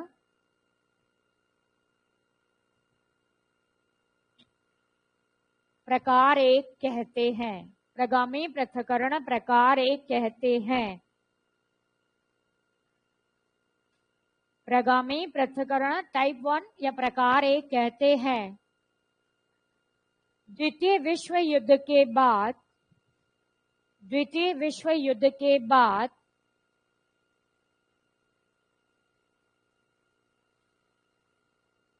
दर्शन से अलग होकर द्वितीय विश्व युद्ध के बाद दर्शन से अलग होकर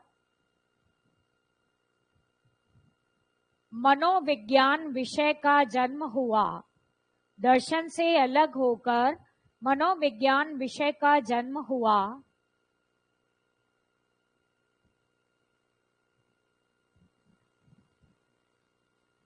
जिसमें दर्शन की कुछ मूलभूत विशेषताएं हैं। जिसमें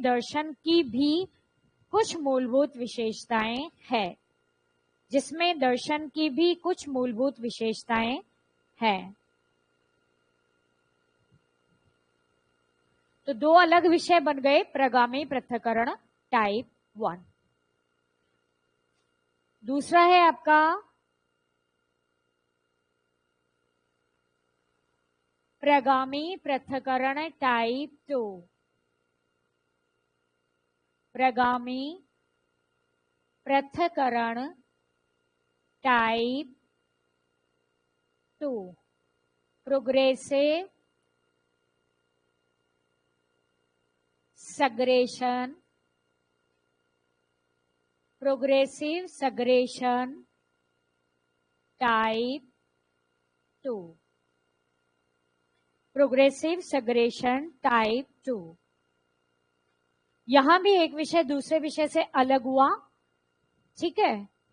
जैसे ओशियनोग्राफी है, ओशियन बायोलॉजी है, ओशियन केमिस्ट्री है, पेट्रोलॉजी है।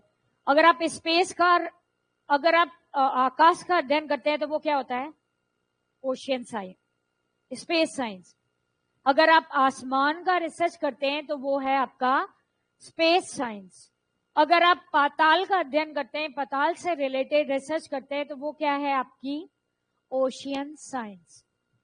दोनों ब्रांच एक दूसरे से बिल्कुल, ओशियन साइंस में आप सिर्फ समुद्र का ही अध्ययन करोगे, और जो आपका ये है, और ये बनी किससे है?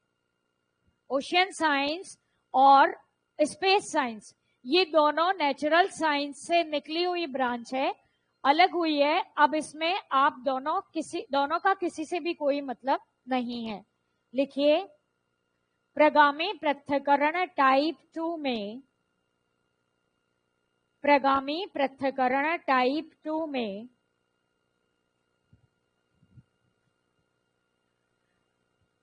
प्रगामी पृथक्करण टाइप 2 में दो विषयों से अलग होकर दो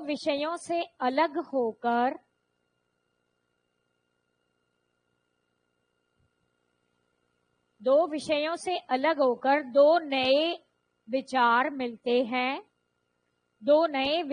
मिलते हैं और एक नए विषय का निर्माण होता है, जैसे ocean science and space science. Science से दो विषय निकले, एक तो ओशियन साइंस और एक स्पेस साइंस। इसको बोलेंगे समुद्र विज्ञान, और इसको क्या बोलेंगे बच्चों? स्पेस को क्या बोलते हैं? अंतरिक्ष विज्ञान। दोनों की उत्पत्ति किससे हुई है? साइंस से। लेकिन समुद्र विज्ञान में दोनों एक दूसरे से अलग हैं। समुद्र विज्ञान और अंतरिक्ष विज्ञान दोनों एक दूसरे से अलग विषय हैं। प्रगामी पृथक्करण टाइप 2 में एक विषय से अलग होकर, मैंने 2 लिखा है ना आपको, क्या लिखा है? प्रगामी पृथक्करण टाइप 2 में एक विषय से अलग होकर दो नए विषयों का जन्म होता है। लिखिए, काट दीजिए इसको।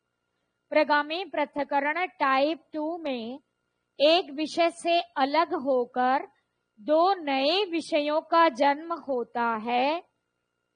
एक विषय से अलग होकर दो नए विषयों का जन्म होता है, जो दोनों एक दूसरे से बिल्कुल अलग होते हैं। लिख लिया? जो दोनों एक दूसरे से बिल्कुल अलग होते हैं। प्रगामी पृथक्करण टाइप 2 में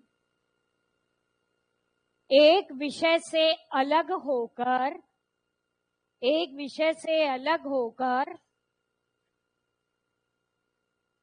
दो नए विषय जन्म लेते हैं। एक विषय से अलग होकर दो नए विषय जन्म लेते हैं।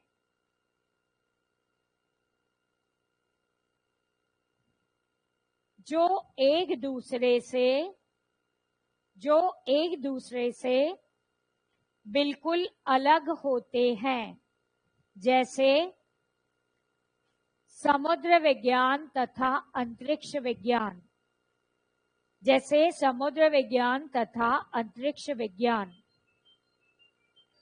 अब समुद्र विज्ञान के वैज्ञानिक और अंतरिक्ष विज्ञान के वैज्ञानिक बिल्कुल अलग हैं। दोनों को किसी को नॉलेज नहीं है।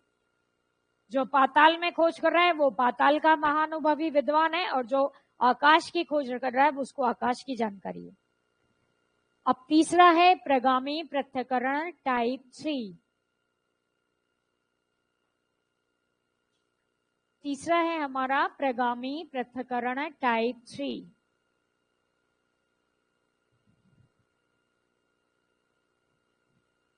प्रगामी पृथक्करण टाइप 3।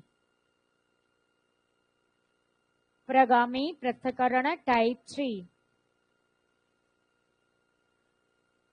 इस विधि में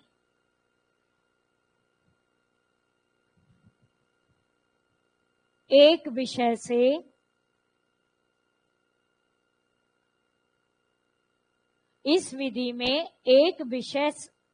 एक मिनट सोचने दो। इस विधि में दो विषयों से अलग अलग विषय अलग होते हैं। दो विषयों से अलग अलग विषय अलग होते हैं। दो विषयों से अलग अलग विषय अलग होते हैं और दोनों मिलकर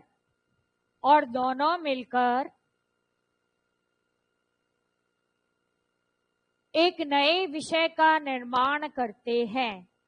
और दोनों मिलकर एक नए विषय का निर्माण करते हैं, जैसे बायोफिजिक्स। किस किस से मिलके बने हैं? Biology plus physics. तो ये क्या बन गया आपका? बायोफिजिक्स। बायोलॉजी और फिजिक्स दो अलग अलग विषयों से अलग हुए और दोनों मिलके एक नए विषय का निर्माण कर लेते हैं, एस्ट्रो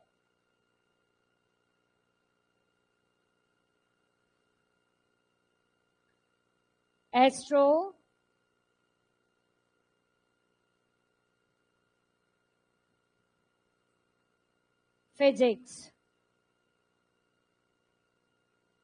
ऐसे आएगा आपका ये एस्ट्रोफिजिक्स।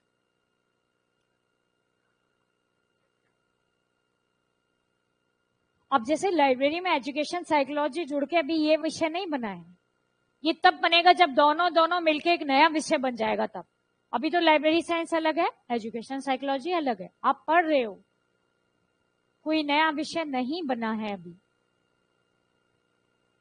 लेकिन लाइब्रेरी में इंफॉर्मेशन जुड़ गया तो वो नया विषय बन गया है। Library and information science is not different. अगर कोई कहता है कि लाइब्रेरी साइंस अलग है, इंफॉर्मेशन साइंस अलग है, तो लाइब्रेरी में क्या होती है? लाइब्रेरी में इंफॉर्मेशन। तो लाइब्रेरी में किसको पढ़ते हो? सूचना को पढ़ते हो। अगर कोई ये कह रहा है कि लाइब्रेरी एंड इंफॉर्मेशन साइंस अलग अलग है, बिल्कुल नहीं है। लाइब्रेरी में है ही सूचना। आप सूचना का क्या है, सूचना पढ़ रहे हो, सूचना ये ज्ञान क्या है, ये भी सूचना है। ये मैं जो पढ़ा रही हूँ, ये इतने प्रकार पढ़ा रही हूँ विषयों के, ये भी सूचना है। तो पुस्तकालय है ही सूचना। पुस्तकालय में आप क्लासिफिकेशन किसका करते हो? सूचनाओं का। कैटेलॉगिंग सूचनाओं का। आप बच्चों को क्या देते हो? सूचना। जमा क्या करते हो? सूचना। आप पीरियोडिकल इज ऑल्सो सूचना। तो लाइब्रेरी इंफॉर्मेशन साइंस अब ये नया विषय बन गया है। लाइब्रेरी से इंफॉर्मेशन साइंस को आप अलग नहीं कर सकते।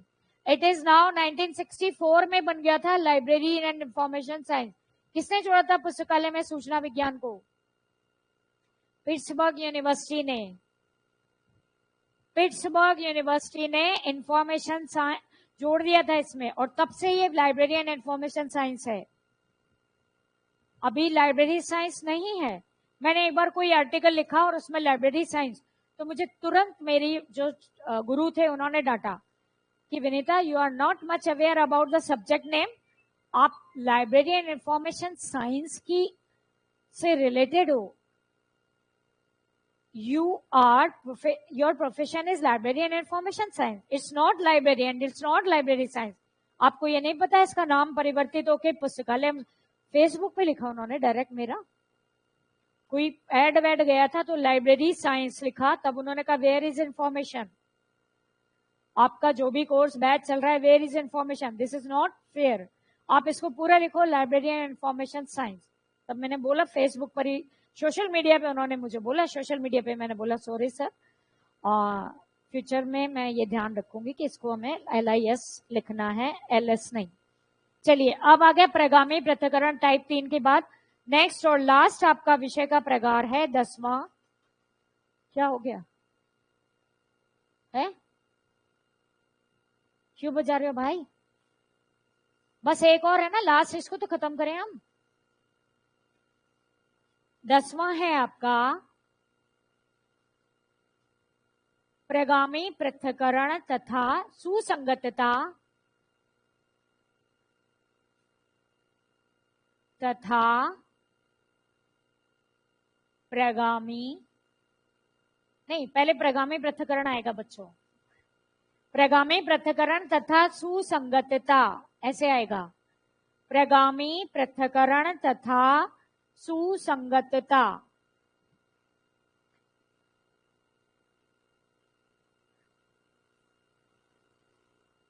प्रगामी पृथक्करण तथा सुसंगतता या सुव्यवस्था भी बोलते हैं इसको। Progressive segregation and coherence. अब इसमें दो विषयों की विशेषताएं मिलके नया विषय बनेगा। पहले एक विषय दूसरे विषय से अलग होगा और फिर वो उस अकेले काम नहीं कर रहा, वो किसी विषय के साथ चलेगा। तो ये प्रगामी पृथक्करण तथा सुसंगतता, प्रोग्रेसिव सेग्रेशन एंड कोहेरियंस।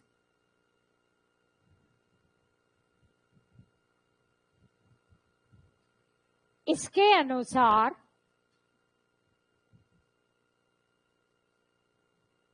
पहले एक विषय, इसके अनुसार पहले एक विषय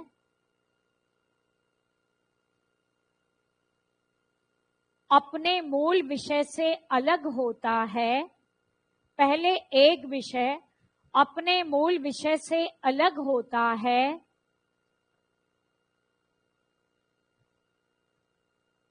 और फिर उसका उपयोग मूल विषय से अलग होता है और फिर उसका उपयोग अनेक विषयों के अध्ययन के लिए किया जाता है और फिर उसका उपयोग अनेक विषयों के अध्ययन के लिए किया जाता है। अर्थात अनेक विषयों के अध्ययन के लिए किया जाता है, अर्थात अनेक विषयों के साथ वह सुसंगत, अनेक विषयों के साथ वह सुसंगत होता है। जैसे